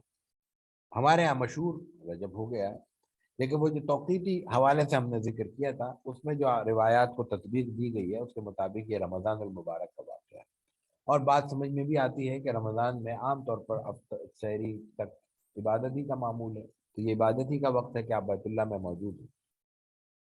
باہر کیف یہاں ایک اور روایت بھی بیان ہوتی ہے، وہ ہے ام ہانی کے ہاں سے رضی اللہ تعالیٰ عنہ آپ علیہ الصلوۃ والتسلیم کا سفر۔ یہ روایت ان روایات میں سے ہے جو مرجوح، لیکن ہمارے واعظین کی زبانوں پہ چڑھی ہوئی ہیں، تو ظاہر ہے کہ ان کو تو کوئی نہیں روک سکتا۔ تو جو بنیادی روایت بخاری شریف کی ہے یا دوسرے صحاح میں یا دوسرے سیرت کے متون میں بیان ہوتی ہے، وہ یہی ہے کہ بیت اللہ سے آپ تشریف لے گئے، جو منطقی بھی ہے، لوجیکل بھی ہے، درایتاً بھی جو سمجھ میں آتی ہے۔ ام ہانی کے گھر آپ کیوں رات کو سو رہے تھے کہ وہاں سے آپ تشریف لے گئے؟ بار کیف آپ علیہ الصلوۃ والتسلیم وہاں سے بیت المقدس تشریف لے گئے ہیں، اور وہاں جا کے آپ علیہ الصلوۃ والتسلیم نے نماز ادا کی ہے۔ نماز کی کیفیت یہ ہوئی ہے کہ وہاں آپ نے پہلے تو راستے میں مختلف جگہوں پہ آپ رکے ہیں، براق کے ذریعے آپ کا سفر ہوا ہے۔ براق ایک کوئی جانور تھا، خچر وغیرہ کے سائز کا کوئی، لیکن بہت ہی غیر معمولی جانور تھا جو دنیا کی اس زندگی سے تعلق نہیں رکھتا تھا۔ جبریل امین لے کے آئے تھے، اللہ نے بھیجا تھا، اس کائنات کا تو ویسے ہی اس سے تعلق نہیں ہوگا۔ تو راستے میں آپ نے مختلف جگہوں پہ نماز ادا کی ہے، جن کے بارے میں جس سے میں نے یہ عرض کیا کہ یہ ظاہر ہوتا ہے کہ یہ مدینہ طیبہ میں سلسلہ شروع ہونے سے، سلسلہ نبوت یا اس کی دعوت شروع ہونے سے پہلے کا ہے، یعنی بیعت عقبہ اولیٰ، بلکہ اس سے بھی پہلے جو وہاں پہ اچھے افراد کا وفد آیا تھا، جس کو بعد بیعت عقبہ اولیٰ بھی کہتے ہیں، لیکن روایت چونکہ اس موقع پر بیعت نہیں ہوئی اس لیے اس کو بیعت نہیں کہا جاتا عام طور پہ، اس وقت سے پہلے کا یہ واقعہ ہے۔ بار کے روایت میں جو آتا ہے، سب سے پہلے آپ کا گزر ایسی جگہ پہ ہوا جہاں مختلف کھجور کے باغات تھے۔ آپ نے جبریل نے کہا نماز پڑھیں، آپ نے نماز پڑھی، 2 رکعت پڑھی۔ آپ نے پوچھا یہ کیا جگہ ہے، تو جبریل نے کہا کہ یہ یثرب ہے، یہاں آپ ہجرت کر کے واپس آئیں گے، یہاں آپ کا یہ مقام ہجرت ہوگا۔ اسی طرح پھر آگے ایک اور جگہ پہ آپ نے نماز پڑھی تو پتہ چلا یہ وادی، آپ پھر جبریل سے وہی سوال جواب ہوئے تو انہوں نے بتایا یہ وادی سینا میں، یعنی حضرت موسیٰ کے علاقے میں نماز پڑھی، شجرہ موسیٰ کے پاس، جہاں پہ اللہ تعالیٰ ان سے مخاطب ہوا تھا۔ اسی طرح پھر تیسری جگہ پہ آپ نے نماز پڑھی تو یہ مدائن تھے، حضرت شعیب علیہ السلام کی جگہ تھی۔ دوسری طرح پھر آخر میں آپ نے بیت اللحم میں آپ نے نماز ادا کی، اور اس دوران مختلف مخلوقوں سے آپ کا گزر ہوا، یہود و نصارہ سے گزر ہوا۔ پھر آپ نے سفر ختم ہوا، براق آپ نے وہاں پہ کھڑا کیا ہے، اور اس حلقے سے براق کو باندھا گیا ہے، آپ نے باندھا ہے، جس سے اس سے پہلے تمام انبیاء جو بیت المقدس میں آتے رہے اپنی جانوروں اور سواریوں کو باندھا کرتے تھے۔ اس کے بعد پھر آپ علیہ الصلوۃ والتسلیم مسجد اقصیٰ میں پہنچے ہیں، یہاں تمام انبیاء کرام پہلے سے موجود تھے، ایک مؤذن نے اذان دی ہے، صف بندی ہوئی ہے۔ صف بندی کے بعد اب سب منتظر ہیں کہ کون امامت کرائے گا، تو جبریل امین نے رسول اللہ صلی اللہ علیہ وسلم کو اس وقت آگے کیا ہے کہ آپ نماز کی امامت کرائیے۔ آپ علیہ الصلوۃ والتسلیم نے نماز پڑھائی ہے، اس کے نماز پڑھانے تک آپ کو علم نہیں ہے، بعد میں جبریل امین نے آپ کو بتایا ہے کہ یہ آپ نے اب تک مبعوث ہونے والے تمام انبیاء کرام کی امامت کی ہے۔ آپ علیہ الصلوۃ والتسلیم کو امام الانبیاء کا لقب اس وقت عطا ہوا ہے اللہ تعالیٰ کی طرف سے، کہ باقاعدہ ایک تو ویسے بھی ظاہر ہے کہ اپنے فضل اور منصب مرتبے کے اعتبار سے آپ امام الانبیاء ہی ہیں، لیکن یہاں باقاعدہ بھی آپ نے امامت کروائی ہے، اور اس کے نتیجے میں آپ کو یہ لقب بھی دیا جاتا ہے۔ بہرکیف اس کے بعد پھر انبیاء اکرام نے مختلف اپنے اپنے حوالوں سے اپنے حمد و ثنا بیان کی ہے، اس میں رسول اکرم صلی اللہ علیہ وسلم نے بھی حمد و ثنا بیان کی ہے، اور ارواح کی آپس میں سب کے حضرات آپس میں انبیاء کرام کی وہاں پہ ملاقات ہوئی ہے۔ حضرت موسیٰ نے حمد و ثنا بیان کرتے ہوئے کہا کہ تمام تعریفیں اس اللہ کے لیے ہیں جس نے مجھ سے کلام کر کے مجھے کلیم بنایا، اور میرے ذریعے فرعون کو ہلاک کیا، اور بنی اسرائیل کو نجات عطا فرمائی، میری امت میں ایسی قوم پیدا فرمائی جو حق کے مطابق ہدایت کرتی ہے اور اسی کے مطابق انصاف کرتی ہے۔ پھر داؤد علیہ السلام نے اپنے رب کی حمد و ثنا بیان کی، اور فرمایا کہ تمام تعریفیں اس اللہ کے لیے ہیں جس نے ملک عظیم عطا کیا، زبور سکھائی، لوہے کو نرم کر دیا میرے لیے، اور پہاڑوں اور پرندوں کو میرے تابع کر دیا جو اپنے رب کی تسبیح کرتے ہیں، اور مجھے حکمت اور فیصلہ کرنے کی قوت اور صلاحیت عطا کی۔ پھر حضرت سلیمان علیہ السلام نے تعریف کی، تمام تعریفیں اس اللہ کے لیے ہیں جس نے ہواؤں، جنوں اور انسانوں کو میرے تابع کر دیا، جو میرے لیے وہ کچھ بناتے ہیں جو میں چاہتا ہوں، قلعے، تراشیدہ اشیاء، لگن، بڑے بڑے حوض اور اپنی جگہوں پر جمی ہوئی دیگیں، اور مجھے پرندوں کی بولیاں سکھائیں، مجھے ہر چیز کا فضل عطا کیا، شیاطین، انسانوں، جنوں اور پرندوں کے لشکروں کو میرے تابع کر دیا، اور مومن بندوں میں سے بہتوں پر مجھے فضیلت عطا کی، اور مجھے ایسی عظیم الشان سلطنت عطا کی جو میرے بعد کسی کے لیے مناسب نہیں ہوگی، اور میری بادشاہت کو ہر اعتبار سے پاک و صاف بنایا، نہ اس کا کوئی حساب ہوگا نہ اس کی کوئی سزا ہوگی۔ پھر حضرت عیسیٰ بن مریم علیہ السلام نے اپنے رب کی حمد و ثنا کی، تمام تعریفیں اس اللہ کے لیے ہیں جس نے مجھے اپنا کلمہ بنایا، میری مثال آدم کی سی بنائی جنہیں مٹی سے پیدا کیا گیا تھا، اور پھر کہا گیا تھا ہو جا تو ہو گئے۔ حضرت آدم بھی بغیر ماں باپ کے پیدا ہوئے تھے، یہ بھی بغیر باپ کے پیدا ہوئے، اور مجھے کتاب حکمت اور تورات اور انجیل کی تعلیم دی، اور اپنے حکم سے مجھے مادر زاد، اندھے اور کوڑی کو شفایاب کرنے اور مردوں کو زندہ کرنے کا ذریعہ بنایا، اور مجھے آسمان پر اٹھا لیا اور مجھے پاک کیا، اور میری والدہ کی شیطان مردود سے حفاظت کی۔ اس کے بعد آپ علیہ الصلوۃ والتسلیم نے تعریف کی ہے، آخری خطبہ، آخری تقریر جناب رسول اللہ صلی اللہ علیہ وسلم نے کی ہے، تمام تعریفیں اس اللہ کے لیے ہیں جس نے مجھے تمام جہانوں کے لیے رحمت بنا کر بھیجا۔ یہ لفظ کسی نے ادا نہیں کیا اس سے پہلے، کسی نبی نے یہ نہیں کہا کہ تمام جہانوں کے لیے رحمت بنا کر بھیجا ہے، تمام لوگوں کے لیے بشیر اور نذیر بنا کر بھیجا ہے، مجھ پہ فرقان قرآن حکیم عطا کیا ہے اور اتارا ہے جس میں ہر چیز کا بیان ہے، میری امت کو بہترین امت بنایا ہے، ہر جگہ آپ علیہ الصلوۃ والتسلیم نے امت کو یاد رکھا ہے، امت کی فضیلت بیان کی ہے، اور امت کے حوالے سے اپنے آپ نے ذکر فرمایا ہے،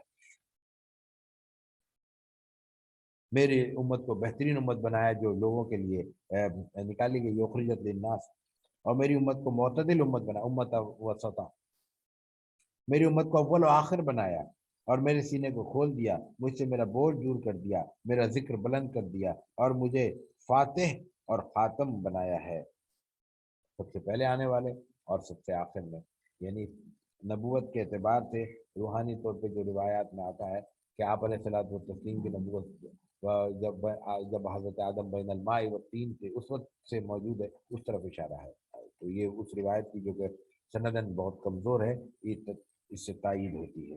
اور پھر خاتم تو ظاہر ہے کہ آخری ہیں، خاتم النبیین ہیں، خاتم بھی ہیں اور خاتم بھی ہیں، دونوں حیثیتیں آپ علیہ الصلوۃ والتسلیم کی ہیں۔ اور پھر یہ سن کر حضرت ابراہیم نے کہا کہ ہاں یہ بات صحیح ہے، یہ تمام فضیلتیں آپ کو اللہ تعالیٰ نے عطا کی ہیں۔ اس کے بعد پھر آپ علیہ الصلوۃ والتسلیم کو دودھ اور شراب کے پیالے پیش کیے گئے، آپ نے دودھ کا پیالہ اٹھا لیا تو جبریل امین نے یہ ظاہر ہے کہ مہمان نوازی ہو رہی ہے اور آزمائش بھی ہو رہی ہے اس میں، تو آپ نے دودھ پسند فرمایا تو جبریل نے کہا کہ اللہ تعالیٰ نے آپ کو فطرت کی ہدایت کی ہے، دودھ فطرت ہے، انسان کے مزاج کا حصہ ہے۔ اور پھر آپ کا آسمانوں کا سفر ہوا ہے، اور آسمانوں پہ مختلف انبیاء کرام سے ملاقاتیں ہوئی ہیں، پھر سدرۃ المنتہا چلے گئے ہیں، تشریف لے گئے ہیں، پھر حوض کوثر پہ گئے ہیں، پھر بیت المعمور پہ گئے ہیں، پھر شریف الاقلام اور مقام قاب قوسین تک پہنچے ہیں۔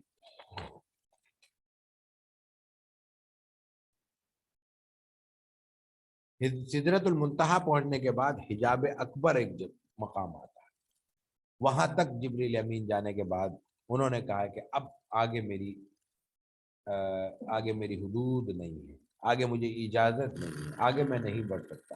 یہ جو اردو کا محاورہ ہے پر جلنا، یہ وہ مقام ہے، یہ اس موقع پر یہ محاورہ آتا ہے کہ جبریل کہتے ہیں کہ اب آگے میرے پیر جلتے ہیں، آگے مجھے اجازت نہیں ہے۔ یہاں سے آگے آپ علیہ الصلوۃ والتسلیم تشریف لے گئے، فَكَانَ قَابَ قَوْسَيْنِ أَوْ أَدْنَىٰ فَأَوْحَىٰ إِلَىٰ عَبْدِهِ مَا أَوْحَىٰ مَا كَذَبَ الْفُؤَادُ مَا رَأَىٰ، یہ وہ مقام، یہاں اللہ اور اللہ کے رسول ہیں، اس کے علاوہ اور کچھ ہے۔ یہاں مفسرین کے ہاں دو روایات ملتی ہیں، اور ان میں بہت بڑے حلقے کا خیال یہ ہے کہ یہ جبریل امین کے معاملے میں ہے، یہ بات کسی قرینے سے درست معلوم نہیں ہوتی، واللہ عالم یہ بات کیوں کہی جاتی ہے، ان کے پاس دلائل ہوں گے، یہ ذوق اور وجدان کی بھی بات ہے، رجحان کی بھی بات ہے، جو قرآن کریم کا سیاق و سباق ہے، جو اسلوب ہے، میں نے عرض کیا فَأَوْحَىٰ إِلَىٰ عَبْدِهِ مَا أَوْحَىٰ، وہی کس کو کی جا رہی ہے؟ جبریل کو وہی تو نہیں کی جا رہی، وہی جانے کا لے جانے کا ذریعہ ہے، وہی تو اللہ کے رسول صلی اللہ علیہ وسلم کی کی جا رہی ہے۔ پھر اسلوب دیکھیے، وہی سبحان الذی اسریٰ بعبدہ فأوحیٰ الی عبدہ، جبریل کو یہاں اس سیاق میں تو اب نہیں کہا جا رہا، یہ تو آپ علیہ الصلوۃ والتسلیم کو کہا جا رہا ہے۔ تو یہ اللہ اور اللہ کے رسول کے ان راز و نیاز کا معاملہ ہے جس کے لیے زبان کھولنا، لب کشائی کرنا ہم جیسوں کے لیے تو اس کا لب کشائی نہیں، لب کشائی کا تصور کرنا بھی محال نہیں، جسارت کے درجے کی چیز، جرات سے بھی آگے کی چیز۔ اس موقع پر مختلف اعزازات عطا کیے گئے۔ انسان کا عمومی مزاج ہے، دنیا کا نظام ہے، کسی کو اعزاز کے ساتھ اگر بلایا جاتا ہے تو اس کو تحفے تحائف دیے جاتے ہیں، چھوٹے بڑوں کو دیتے ہیں، بڑے چھوٹوں کو دیتے ہیں، برابر والے ایک دوسرے کو، احباب ایک دوسرے کے ساتھ تبادلہ تحائف کرتے ہیں۔ تو یہاں پہ کچھ اللہ تعالیٰ نے انعامات عطا کیے، یاد رکھیے یہ اللہ کے رسول صلی اللہ علیہ وسلم کو انعامات دیے جا رہے ہیں، تو جہاں اس میں انعامات میں آپ کی ذات شامل ہے، وہاں اس کی نسبت سے آپ کی امت بھی شامل ہے۔ آپ علیہ الصلوۃ والتسلیم نے خود بھی کسی کو اس وقت نہیں بلایا، تو آپ علیہ الصلوۃ والتسلیم کو عطا کرتے ہوئے اللہ تعالیٰ کی طرف سے کیسے امت کو بلایا جا سکتا تھا؟ تو اس وقت آپ علیہ الصلوۃ والتسلیم کو جو ایک خصوصیت عطا کی گئی وہ یہ کہ حوض کوثر آپ کو عطا کیا گیا، یعنی پوری دنیا کے جو لوگ بھی مسلمان حالت کسی بھی پیغمبر ایمان لانے والے اس سے اگر فیض یاب ہوں گے تو وہ آپ علیہ الصلوۃ والتسلیم کی مہمان ہوں گے، آپ کی میزبانی میں ان کو یہ حاصل ہوگا۔ اسی طرح سورہ بقرہ کا بھی اس وقت آپ کو عطا کی گئی، دونوں صورتیں آپ علیہ الصلوۃ والتسلیم سے تعلق رکھتی ہیں، ورفعنا لک ذکرک وغیرہ۔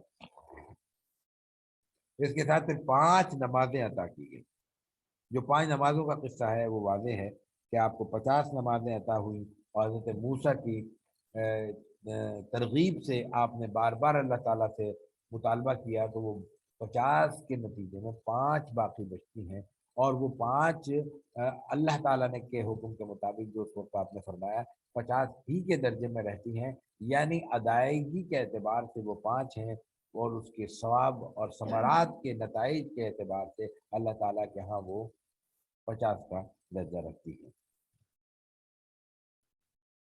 اس موقع پر آپ علیہ الصلوۃ والتسلیم کو کچھ احوال برزخ دکھائے گئے۔ احوال برزخ کا مفہوم کیا ہے؟ وہ بعد میں پیش آنے والے احوال آپ کے لیے کھول دیے گئے جو ابھی پیش نہیں آئے۔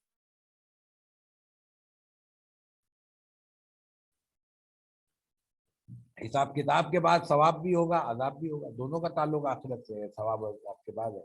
تو یہ حوالے میں ہمارے لیے سبق، بدقسمتی کی بات یہ ہے کہ معراج کا جب ہم ذکر کرتے ہیں تو وہ مکالمے جن میں درجنوں مکالمے فرضی رسمی ہمارے سامنے آ جاتے ہیں، جبریل نے یہ کہا، اللہ نے یہ کہا، حضور نے یہ کہا، تو راوی وہاں بیٹھ کے سن رہا ہے اور ہم اس کو نقل کر رہے ہیں اور وہ مکالموں پہ پوری زندگی گزار رہا ہے، خطیب صاحب بھی لہک لہک کر گا رہے ہیں اور عوام بھی سر دھن دھن کر اس کو سن رہی ہے، اور جو معراج کا پیغام ہے وہ نظر انداز ہو رہا ہے۔ کتنی جگہ آپ نے ملاحظہ کیا ہوگا جہاں پہ یہ احوال برزخ کسی نے بیان کیا، یہ مختلف روایات میں بیان ہوئے، ظاہر ہے کہ کتب سیرت میں جگہ جگہ پہ مختلف جگہوں پہ یہ اکٹھے کیے گئے ہیں۔ وہیں سے میں نے عرض کیا تھا کہ ہمارے سامنے حاجی اعظم والد صاحب کی، ہم اس سے یہ چیزیں آپ کے سامنے پیش کریں گے، لیکن دیکھیے کہ اس وقت آپ علیہ الصلوۃ والتسلیم کے ذریعے اللہ تعالیٰ نے ہمیں کیا تنبیہ کی ہے، کن کن چیزوں سے ہمیں منع کیا ہے، کن کن چیزوں کی طرف ہمیں حکم عطا کیا ہے۔ میں اس کی جو سرخیاں والد صاحب نے لگائیں وہ بھی میں پڑھتا جاؤں گا ساتھ، اور روایت کا خلاصہ پیش کرتا جاؤں۔ حضرت انس سے روایت ہے کہ رسول اللہ صلی اللہ علیہ وسلم نے فرمایا کہ معراج کے موقع پر ہم نے دیکھا کہ لوگوں کی زبانوں اور ہونٹوں کو آگ کی قینچیوں سے کاٹا جا رہا تھا، آگ کی قینچیوں سے، اور پھر جیسے ہی کٹتے تھے دوبارہ وہ ہونٹ پیدا ہو جاتے تھے، دوبارہ وہاں پہ دوسرے ہونٹ اور کٹی ہوئی زبانوں کی جگہ دوسری زبانیں پیدا ہو جاتی تھی۔ آپ علیہ الصلوۃ والتسلیم نے جبریل سے پوچھے کون لوگ ہیں؟ جبریل امین نے بتایا کہ یہ آپ کی امت کے وہ خطیب اور واعظ ہیں جو امت کو گمراہی میں ڈالتے ہیں، اور یہ جو کچھ کہتے ہیں وہ خود نہیں کرتے، لوگوں کو گمراہ کرنے کی انہوں نے اپنی ذمہ داریاں خود لی ہوئی ہے۔ حضرت انس سے روایت ہے رضی اللہ تعالیٰ عنہ کہ رسول اللہ صلی اللہ علیہ وسلم نے فرمایا کہ میرا معراج کی شب پہ ایسی قوم سے گزر ہوا جس کے ناخن تانبے کے تھے، اور وہ اپنے چہروں اور سینوں کو اس سے چھیل رہے تھے۔ میں نے پوچھا یہ کون لوگ ہیں؟ تو جبریل امین نے کہا کہ یہ وہ لوگ ہیں جو لوگوں کا گوشت کھاتے ہیں، یعنی ان کی غیبتیں کرتے ہیں، ان کی عزتوں پہ حملہ کرتے ہیں۔ جہاد کا اجر، حضرت ابو ہریرہ رضی اللہ تعالیٰ عنہ سے روایت ہے کہ میرا گزر ایسی قوم پر ہوا جو دن میں وہ بھی لیتی ہے کہ دن میں کاٹ بھی لیتی ہے، اور جب وہ فصل کاٹ لیتی ہے تو ظاہر فصل ختم ہو جانی چاہیے، لیکن فوراً وہ پھر فصل دوبارہ اگاتی ہے۔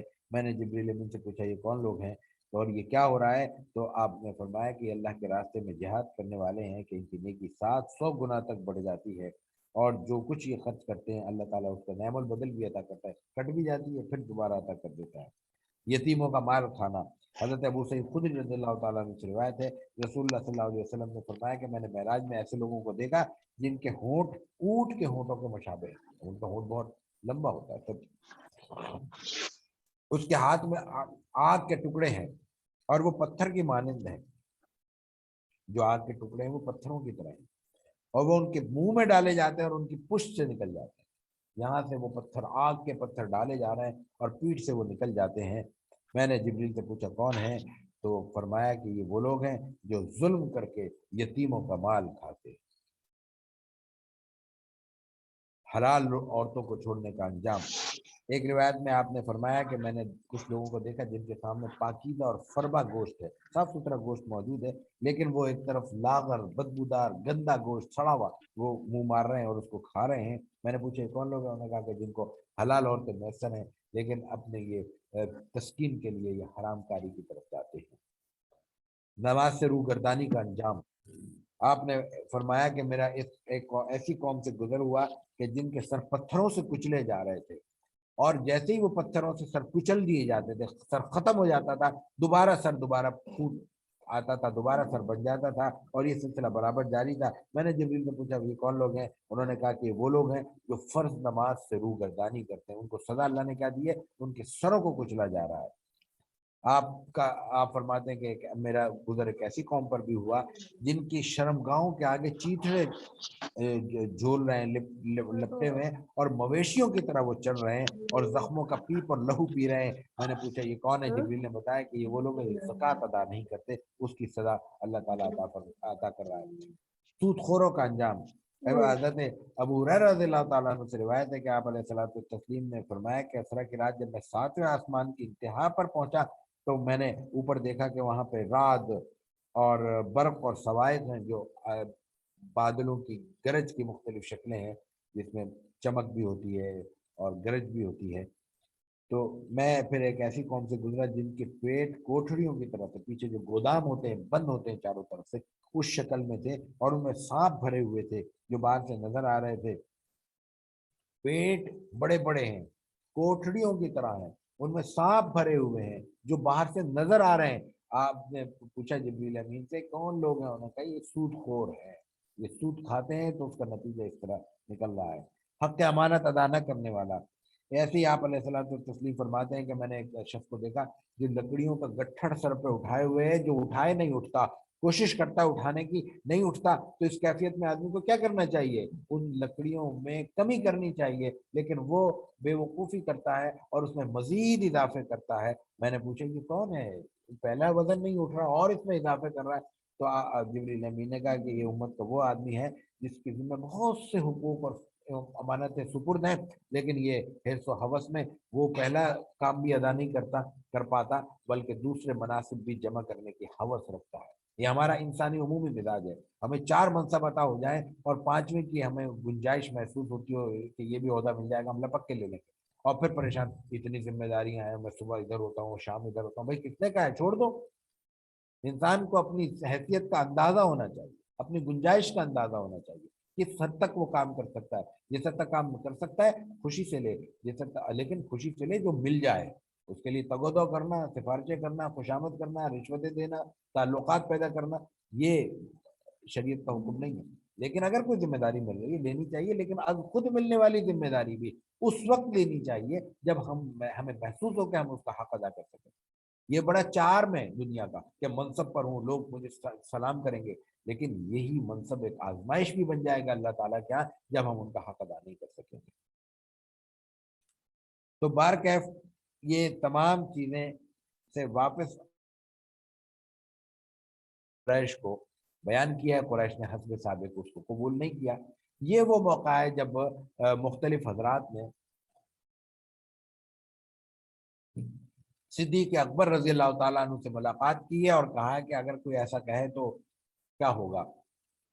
جبریل امین صدیق اکبر رضی اللہ تعالیٰ عنہ نے کہا کون کہنے والا ہے؟ انہوں نے کہا کہ رسول اکرم صلی اللہ علیہ وسلم۔ میں تصدیق کرتا ہوں۔ انہوں نے کہا اسے کیسے تصدیق کرتے ہو؟ تو کہتے ہیں ہم تو اس سے بڑی بات کی تصدیق کرتے ہیں کہ وہ ایک فرشتہ آتا ہے اور وہی لے کے آتا ہے، وہ پیغام ہم پہنچتا ہے، ہم پیغام آگے سنتے ہیں، سمجھتے ہیں، پڑھتے ہیں، عمل کرتے ہیں۔ یہ تو بہت چھوٹی سی بات ہے۔ تو یہ ہے اصل وہ موقع جب صدیق ابو بکر جو ہے نا صدیق بنتے ہیں اور تصدیق نبوت کے اتنے بڑے منصب پر فائز ہوتے ہیں۔ اس موقع پر آپ علیہ الصلوۃ والتسلیم کو پھر ایک اور مشکل کا سامنا کرنا پڑتا ہے کہ آپ کی بات کو ٹھکرایا جاتا ہے۔ ایک طرف اللہ کی طرف سے دیے جانے والا اعزاز، جانب سے آپ کو ٹھکرانے کا یہ انداز ظاہر ہے کہ انسان کے لیے یہ بہت آزمائش کا مرحلہ ہوتا ہے کہ ایک سچے شخص کو کچھ جھوٹے افراد، نامعتبر افراد، غیر مستند افراد جھٹلانے کی کوشش کریں، اس سچے شخص پہ کیا بیتتی ہوگی؟ ایک دیکھے ہوئے شخص کو، جس نے دنیا دیکھی ہے، جس نے کچھ ایسے مشاہدات دیکھے ہیں جو ہماری نظر سے نہیں گزرے اور ہم اس کی تردید کرتے ہیں، اس کے دل پہ کیا بیتتی ہوگی؟ ایک شخص جانتا ہے اور اس کی نفی کرنے والا کون ہے؟ جو نہیں جانتا، نہ جاننے والا شخص جاننے والے کی نفی کر رہا ہے، کیا بیتتی ہوگی؟ اس وقت اللہ تعالیٰ کی طرف سے اعزاز دیکھیے اور ایک سہولت دیکھیے، انعام دیکھیے کہ حضرت رسول اکرم صلی اللہ علیہ وسلم بیان کرتے ہیں کہ جب میں نے قریش سے یہ بیان کیا اور قریش کی جانب سے رد عمل آیا، انہوں نے تسلیم کرنے سے انکار کیا، تو انہوں نے کچھ سوالات شروع کیے۔ اچھا بیت المقدس گئے ہو؟ ہم تو جاتے رہے۔ آپ علیہ الصلوۃ والتسلیم اس وقت تک بیت المقدس نہیں گئے تھے، زمینی راستے سے آپ نہیں گئے تھے، اور قریش کو علم تھا کہ آپ وہاں نہیں کبھی تشریف لے گئے، تو ان کو یہ علم تھا کہ یہاں آپ نہیں گئے تو آپ ان علاقوں سے واقف نہیں ہوں گے۔ تو انہوں نے کہا اچھا ہمیں راستے بتانا شروع کرو۔ یہ ایسے ہی ہے کہ جو لوگ بہت زیادہ سفر کرتے ہیں کسی بھی علاقے کا، تو ان کو اسٹاپ یاد ہو جاتے ہیں، علاقے یاد ہو جاتے ہیں، بازار کہاں ہے، مسجد کہاں ہے، تنگ راستہ کہاں ہے، کھلا راستہ کہاں ہے، رکنا کہاں ہے، چلنا کہاں ہے۔ تو انہوں نے اس کے حوالے سے اپنے سوالات کرنا شروع کی۔ اب تو جبریل امین کے ساتھ رسول اللہ صلی اللہ علیہ وسلم تو براق سے تشریف لے گئے، ان راستوں کا اس طرح اہتمام سے تو انسان کا ذہن ہی نہیں، ایسے ہی ہے کہ ہم کوئی کام کرتے ہوئے، موبائل پہ بات کرتے ہوئے گاڑی کوئی اور چلا رہا ہے، جا رہا ہے، ہمیں تو راستوں کا علم نہیں ہوگا، ہمارا ذہن ہی اس طرف نہیں ہے۔ لیکن اللہ تعالیٰ نے یہ انعام کیا کہ جب وہ سوال کرنے لگے تو رسول اکرم صلی اللہ علیہ وسلم بیان فرماتے ہیں کہ میرے سامنے بیت المقدس کو کھول دیا گیا، اس راستے کو نمایاں کر دیا گیا۔ یعنی میں اس سے یہ ظاہر کرنا چاہتا ہوں کہ یہ معراج کا سفر ایک معجزہ نہیں ہے، یہ معجزات کی ایک سیریز ہے۔ یہ خود معجزہ نہیں ہے کہ آپ علیہ الصلوۃ والتسلیم مکے میں موجود ہیں اور آپ کو بیت اللہ تک سارا راستہ دکھا دیا جاتا ہے، اور آپ فرماتے ہیں کہ جب وہ سوال کرتے ہیں میں دیکھتا ہوں فلاں ہاں یہ ہے، یہ ہے، یہ ہے۔ انہوں نے کہا کہ وہ قافلہ ملا ہے، ہاں ملا ہے قافلہ، فلاں جگہ ہے، فلاں دن میں پہنچے گا، اس کے ساتھ یہ بات پیش آئی ہے، مطلب کسی کا کوئی جانور گم ہو گیا، کسی کا کوئی اور واقعہ پیش آیا، تو آپ علیہ الصلوۃ والتسلیم نے وہ سب تفصیلات بیان کی ہیں اور اس کے نتیجے میں ان کو مطلب خاموش کرا دیا ہے۔ وہ ایمان تو نہیں لائے لیکن وہ خاموش ہو گئے ہیں، اور اس کے بعد آپ علیہ الصلوۃ والتسلیم نے اپنا معاملات ظاہر کے شروع کیے ہیں، جو آپ کے دعوت کا سلسلہ ہے وہ پھر اثر نو جاری ہو گیا۔ اس موقع پر ایک بہت طویل بحث یہ ہے کہ یہ واقعہ معراج روحانی ہے یا جسمانی ہے۔ اس کے بہت سے دلائل ہیں، یہ ہادی اعظم میں والد صاحب نے کافی تفصیل سے یہ بحث کی ہے، کئی صفحوں پر ہے یہ بحث، وہ پڑھی جا سکتی ہے، غور کر لیں اس کو پڑھ لیں۔ لیکن جو اصولی طور پر اس پورے واقعے سے، اس کی تفصیلات سے اور اس کے اسلوب سے، سیاق کلام سے قرآن کریم کے جو بات ہمیں معلوم ہوتی ہے وہ یہ ہے کہ یہ پورا واقعہ آپ علیہ الصلوۃ والتسلیم کے جسمانی ہے، اس لیے کہ یہ ایک معجزہ ہے، اور معجزہ اسی صورت میں ہوگا یہ جب جسمانی ہوگا۔ روحانی ہوگا تو وہ خواب کی شکل میں ہوگا. بیان بھی کیا ہے بعض حضرات کی رائے ہے، صحابہ کرام میں بھی اختلاف موجود تھا بعض کہ یہ ایک سفر تھا، یہ ایک خواب تھا. خواب تو کوئی بھی دیکھ سکتا ہے. ہم میں سے پتہ نہیں کتنوں نے ایسی ایسی جگہوں کے خواب دیکھے ہوں گے جو کبھی زمینی طور پر ہمیں دیکھنے کا موقع نہیں ملا. ہم دو تین بار ہم وائٹ ہاؤس بھی ہوا ہے تو یہ ہو گیا، لیکن ظاہر ہے کہ ہم ثابت نہیں کر سکتے کیونکہ ہمارے تو پاسپورٹ پہ ویزا نہیں لگا ہوا امریکہ کا. واشنگٹن وغیرہ کئی جگہ ہمارے جانے کا اتفاق ہوا ہے لیکن ہم پروف نہیں کر سکتے. تو خواب ایک الگ دنیا ہے. خواب کا تعلق عملی حقیقتوں سے نہیں ہوتا، ہوتا ہے تو وہ بڑا محدود سا ہوتا ہے. اس کے بعد آپ علیہ الصلوۃ والتسلیم نے پھر دوبارہ کا مطلب وہ سلسلہ جاری ہے لیکن اب مزید اس میں اصرار کے ساتھ اور مزید توجہ کے ساتھ آپ نے قبائل کو دعوت دینا شروع کی. اس میں آپ مختلف موسم حج کے علاوہ مختلف بازاروں میں جایا کرتے تھے. ہم یہ بات پہلے عرض کر چکے ہیں کہ مکہ مکرمہ میں اطراف میں مسلسل بازار لگا کرتے تھے اور وہ بازار پورے تہذیب اور تمدن، کلچر اور خرید اور فروخت اور ادب اور ثقافت ہر چیز کا مظہر ہوا کرتے تھے. تو آپ علیہ الصلوۃ والتسلیم وہاں جاتے تھے اور بات کرتے تھے. تو اگر کوئی عوامی اجتماع ہے جہاں مختلف نوعیتوں کی سرگرمیاں جاری ہیں اور ان سرگرمیوں میں کوئی اللہ اور رسول صلی اللہ علیہ وسلم کی بات کرنے کے امکانات موجود ہیں تو اس سے فائدہ اٹھانا چاہیے. یہ ایک دعوت کا بنیادی ٹول ہے، ایک طریقہ. مثلا فرنیچر کی ایک نمائش لگی ہوئی ہے، ہمیں اندازہ ہے کہ لوگ یہاں آئیں گے تو وہاں ہم ایک اسٹال لے سکتے ہیں اور اپنا چھوٹا سا دعوتی لٹریچر رکھ کے اللہ کا پیغام پہنچانے کی کوشش کر سکتے ہیں اگر ہمارے پاس دعوتی اسپرٹ ہے. یہ کہیں کہ وہ تو لوگ فرنیچر خریدنے آ رہے ہیں، کلمہ پڑھنے تو نہیں آ رہے. تو یہ ایک لایانی سی بات ہوگی. آپ علیہ الصلوۃ والتسلیم نے ان میلوں میں جہاں کچھ غلط باتیں بھی ہوتی تھی، وہیں جادو ٹونے کی باتیں ہو رہی ہیں، وہیں کہانت ہو رہی ہے، وہیں پہ لوگ فال نکال رہے ہیں، وہیں پہ لوگ اپنی غلط قسم کی سرگرمیوں میں مصروف ہیں، اس کے باوجود رسول اللہ صلی اللہ علیہ وسلم اس لیے کہ وہاں پہ باہر سے لوگ آئے ہوئے موجود ہیں اور جو لوگ باہر سے آ کر موجود ہیں ان کو ظاہر ہے کہ پیغام پہنچانا اور پہنچانے کا یہ بہت اہم مرحلہ ہے. تو رسول اللہ صلی اللہ علیہ وسلم نے اس موقع پر مختلف حضرات کو دعوت دی اور اس کے نتیجے میں بہت سے لوگ مسلمان ہوئے ہیں. مثال کے طور پہ حضرت سوید بن صامت رضی اللہ تعالیٰ عنہ مسلمان ہوتے ہیں. سوید بن صامت حج اور عمرے کی حج عمرے کی نیت سے وہاں آئے ہیں اور وہ آپ علیہ الصلوۃ والتسلیم کے پاس آئے. انہوں نے کچھ اپنا پوچھا، سوال جواب کیا، آپ کے پاس کیا ہے؟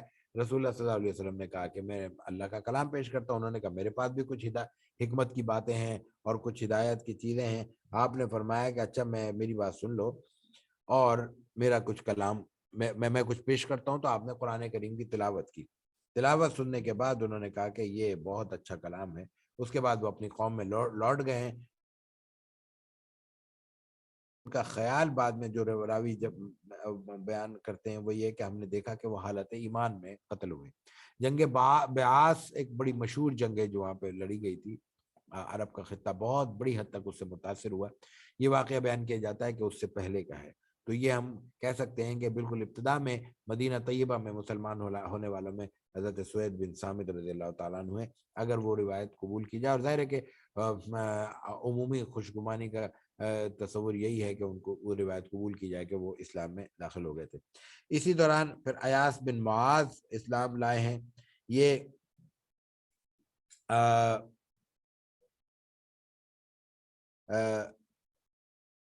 انس بن رافع ایک سردار ہے اور یہ مکے میں اس مقصد کے لیے آیا ہے کہ عربوں کے ساتھ معاہدات کرے.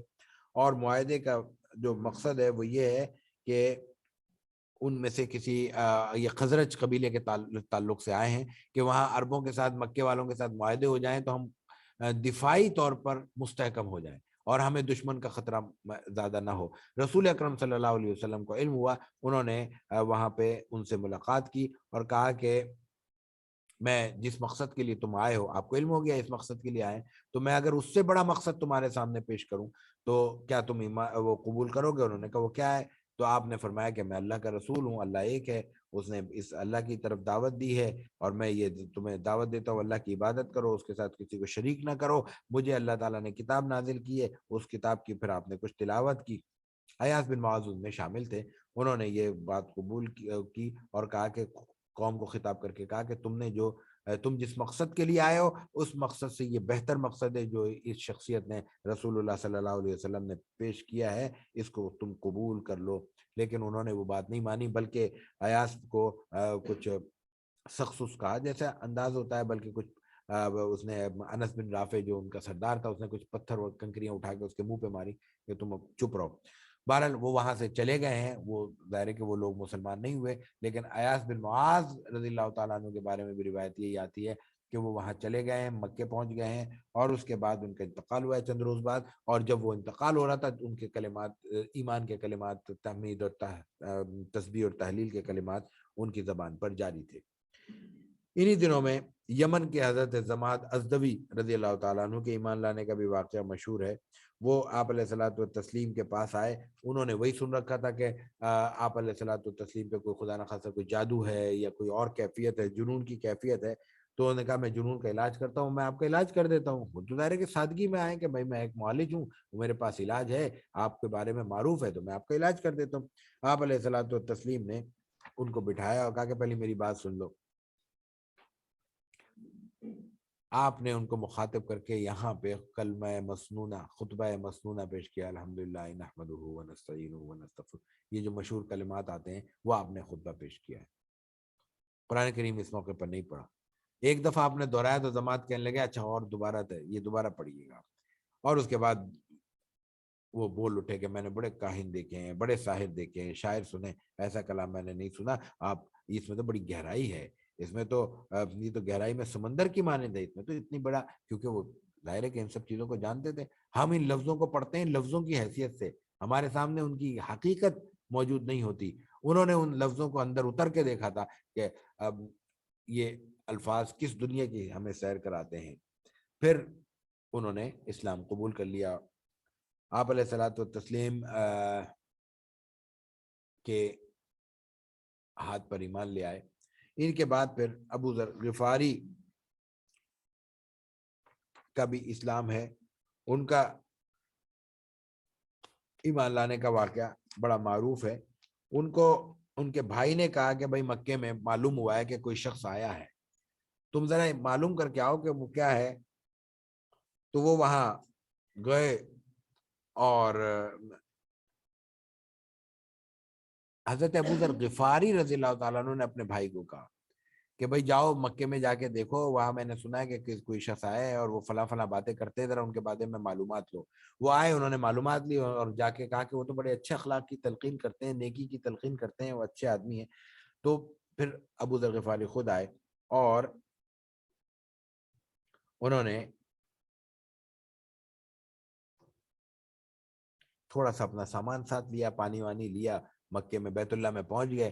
پہلی اور آرام کرنے لگے. حضرت علی نے رضی اللہ تعالیٰ عنہ نے دیکھا تو انہوں نے سمجھ لیا کہ یہ کوئی مسافر ہے. تو جو عربوں کی عام روایت تھی اس کے مطابق حضرت علی نے ان کو ساتھ لیا اور کہا کہ آپ میرے گھر چل کے آرام کر لیں. وہاں پہ سرائے تو نہیں تھے, ہوٹل تو نہیں تھے, رہائش کی تو کوئی صورت نہیں ہوتی تھی. تو لوگ ایسے ہی مہمان نوازی کیا کرتے تھے. رسول اکرم صلی اللہ علیہ وسلم کے بارے میں, عربوں کے بڑے بڑے قبائل کے بارے میں جو یہ بات ملتی ہے, ستائش کے یہ جملے ملتے ہیں کہ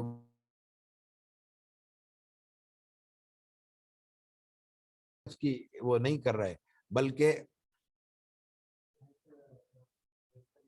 ہاں ختم کر دیتے. تو رسول کے جو مہمان نوازی کی کیفیت بیان ہوتی ہے وہ یہی نہیں کہ کسی نے کنڈا کھٹکھٹایا, دروازہ کھٹکھٹا کے کھانا مانگا تو آپ نے دے دیا, بلکہ خود آگے بڑھ کے مہمانوں کو دیکھا کرتے تھے اور ان کی خدمت کیا کرتے تھے. تو حضرت علی نے ان کو دیکھا اور اب لے آئے اپنے گھر پہ, اور سامان لے کر ان کا مشکیزہ اٹھایا, جو بھی چھوٹا موٹا تھیلا ویلا ہوگا وہ لے کے گھر آ گئے. وہ بھی پیچھے چلتے ہوئے آ گئے. وہ دن گزر گیا, انہوں نے رسول اللہ صلی اللہ علیہ وسلم کو نہیں دیکھا. دوسرے دن پھر وہ حرم میں آ کے بیٹھ گئے, پھر حضرت علی نے دیکھا, پھر ان کو واپس لے آئے, کوئی سوال جواب نہیں ہوا. تیسرے دن حضرت علی نے پھر ان سے پوچھا کہ آپ مجھے بتائیں گے آپ یہاں کیوں آئے ہیں, 3 دن سے پڑے ہوئے آپ کوئی بات نہیں کر رہے. انہوں نے کہا کہ اچھا پھر میں بتاتا ہوں, لیکن ایک شرط ہے کہ آپ ہماری رہنمائی کریں, پھر یہ نہ ہو کہ آپ کہیں کہ مطلب ظاہر ہے کہ وہ ان کو علم ہو چکا تھا کہ آپ علیہ الصلوۃ والتسلیم کے مطابق فضا صحیح نہیں ہے، تو حضرت علی نے وعدہ کر لیا اور بتایا، خود تو ظاہر ہے کہ حضرت علی تم آپ علیہ الصلوۃ والتسلیم کے بھائی ہیں، دست راست ہیں، انہوں نے بتایا کہ ہاں یہ بات درست ہے، اور پھر انہوں نے بتایا کہ یہ طریقہ کار اختیار کرتے ہیں کہ میں آپ کو لے کے چلتا ہوں، اگر کوئی خطرے کی بات محسوس کی تو میں اس طرح کھڑا ہو جاؤں گا جیسے مجھے کوئی قضاء حاجت ہے، پیشاب وغیرہ کرنا ہے، اور چلنے لگوں تو میرے پیچھے پیچھے آپ گھر میں داخل ہو جائیں جہاں میں داخل ہوں۔ تو بہرحال حضرت علی بالآخر رسول اللہ صلی اللہ علیہ وسلم کے پاس لے آئے، حضرت ابوذر بھی واپس آ گئے، پھر ابوذر رضی اللہ تعالیٰ عنہ نے اسلام قبول کر لیا، اور رسول اللہ صلی اللہ علیہ وسلم نے انہیں حکم دیا کہ اب تم اپنے قوم میں جاؤ، اور جب تک میں نہ کہوں اس وقت تک ان کو میرے غلبے کا وقت نہ آ جائے اس وقت تک تم نے واپس نہیں آنا۔ یعنی آپ علیہ الصلوۃ والتسلیم نے انہیں واپس بھیجنے کا حکم دیا ہے تاکہ اپنی قوم میں جا کے اللہ کا پیغام پہنچائیں۔ جب حضرت ابوذر غفاری رضی اللہ تعالیٰ عنہ نے اس وقت کہا کہ نہیں میں ایسے نہیں جاؤں گا، بلکہ میں پہلے اپنے ایمان کا اعلان کروں گا بیت اللہ میں، پھر واپس لوٹوں گا۔ انہوں نے آپ ایمان کا اعلان کیا تو ادھر سے ان پر حملہ ہو گیا۔ ظاہر ہے کہ یہ بات تو قریش کے لیے قابل قبول نہیں تھی، اور انہوں نے ان کو ابوذر غفاری رضی اللہ تعالیٰ عنہ کو گرا دیا۔ پھر حضرت عباس وہیں موجود تھے، وہ آئے، انہوں نے اپنے آپ کو حضرت ابوذر غفاری کے اوپر گرایا اور کہا کہ تمہیں علم نہیں ہے کہ تم یہ قبیلہ غفار کے آدمی کو اس طرح کر رہے ہو، اس کا تو شام کے راستے میں، تجارت کے راستے میں قبیلہ پڑتا ہے، اگر اس نے تمہارا راستہ روک دیا تو تمہاری تجارت رک جائے گی۔ یہ اس طرح انہوں نے حکمت عملی اختیار کی، اور پھر ابوذر غفاری رضی اللہ تعالیٰ عنہ کو ہٹایا، اور اگلے روز پھر ابوذر ایمان لائے، پھر ابوذر پھر حرم میں آئے، پھر اپنے ایمان لانے کا اعلان کیا، پھر مشرکین نے ان کو مارا، پھر حضرت عباس نے ان کو بچایا، اور اس کے بعد پھر وہ واپس ہوئے ہیں۔ اور اہم ترین بات یہ ہے کہ اس دوران انہوں حضرت علی نے کوئی گھر لے جا کے خدمت کی ہوگی وہ چند روز کی، اس کے علاوہ انہوں نے کچھ کھایا پیا نہیں تھا، اور اسی کیفیت میں وہ واپس گئے ہیں۔ لوگوں نے جب پوچھا کہ تم کھاتے پیتے کہاں سے، انہوں نے کہا مجھے اللہ کھلاتا پلاتا ہے، اور وہ کہنے لگے کہ میں صرف زمزم پہ گزارا کرتا ہوں، اور اس کے نتیجے میں میری تون نکل آئی ہے۔ زمزم کو جو اللہ تعالیٰ نے رزق کہا ہے، رسول اللہ صلی اللہ علیہ وسلم کے احادیث میں اس کا ذکر آتا ہے، تو وہ پوری خوراک کی بھی حیثیت رکھتا ہے اگر ہم اس نیت سے اس کو پئیں، اور اس کے نتیجے میں انسان کی خوراک کی ضرورتیں بھی پوری ہو سکتی ہیں۔ یہاں ہم آج کی نشست کو ختم کریں گے۔ بجلی غیر متوقع طور پہ بھی چلی گئی ہے، اور جنریٹر بھی اس وقت کام نہیں کر رہا۔ انشاءاللہ آئندہ نشست اپنے وقت پہ ہوگی، اور کوشش کریں گے کہ آج کی تھوڑی سی، زیادہ تو نہیں، کوئی سوالات کا بھی معاملہ ہوگا، لیکن یہ لیپ ٹاپ بھی ہمارا بند ہونے والا ہے، اس لیے ہم اس نشست کو یہ ختم کرتے ہیں۔ جو آج کی نشست کے سوالات ہیں وہ بھی نوٹ فرما لیں، اگلی نشست میں انشاءاللہ اس کمی کو پوری کرنے اس کی میں کوشش سر کریں گے۔ ایک چیز آخر پہ جی جی ایڈ کر کے پھر انشاءاللہ رکھ لیتے ہیں، سوالات کو نوٹ کر لیتے ہیں۔ یہ ہے سر کہ چونکہ جیسا کہ آپ جس ترتیب سے چل رہے ہیں وہ آپ کا اپنا ایک ترتیب ہوگی، لیکن مجھے لگ رہا ہے چونکہ ابھی چھٹا جو ہے وہ ہمارا لیکچر ہوا ہے، تو مدنی زندگی کے لیے میرے خیال میں وقت کم بچے گا ہمارے پاس، تو اس حوالے سے کیا اس میں مدنی ایک زندگی بس اگلی نشست سے شروع ہو رہی ہے، 7ویں نشست اسی پر ہے، اس کے جی بعد جی 8ویں 9ویں 10ویں 3 ہماری ہوں گی، اور اس جی کے ساتھ ساتھ پھر ہم کوشش کریں گے اگر ضرورت ہوئی تو ہم ایک آدھ نشست اضافہ کر دیں گے، یہ میرے ذہن میں ہے، جی میں یہی عرض کرتا ہوں۔ جزاک میرے اللہ ذہن میں ہے خیر، انشاءاللہ، جزاک کیونکہ اللہ میں نے اس وقت کوشش یہی کی ہے کہ اس کو تو سمیٹا نہ جائے۔ جی جی ٹھیک جی ہے، ٹھیک ہے، السلام علیکم۔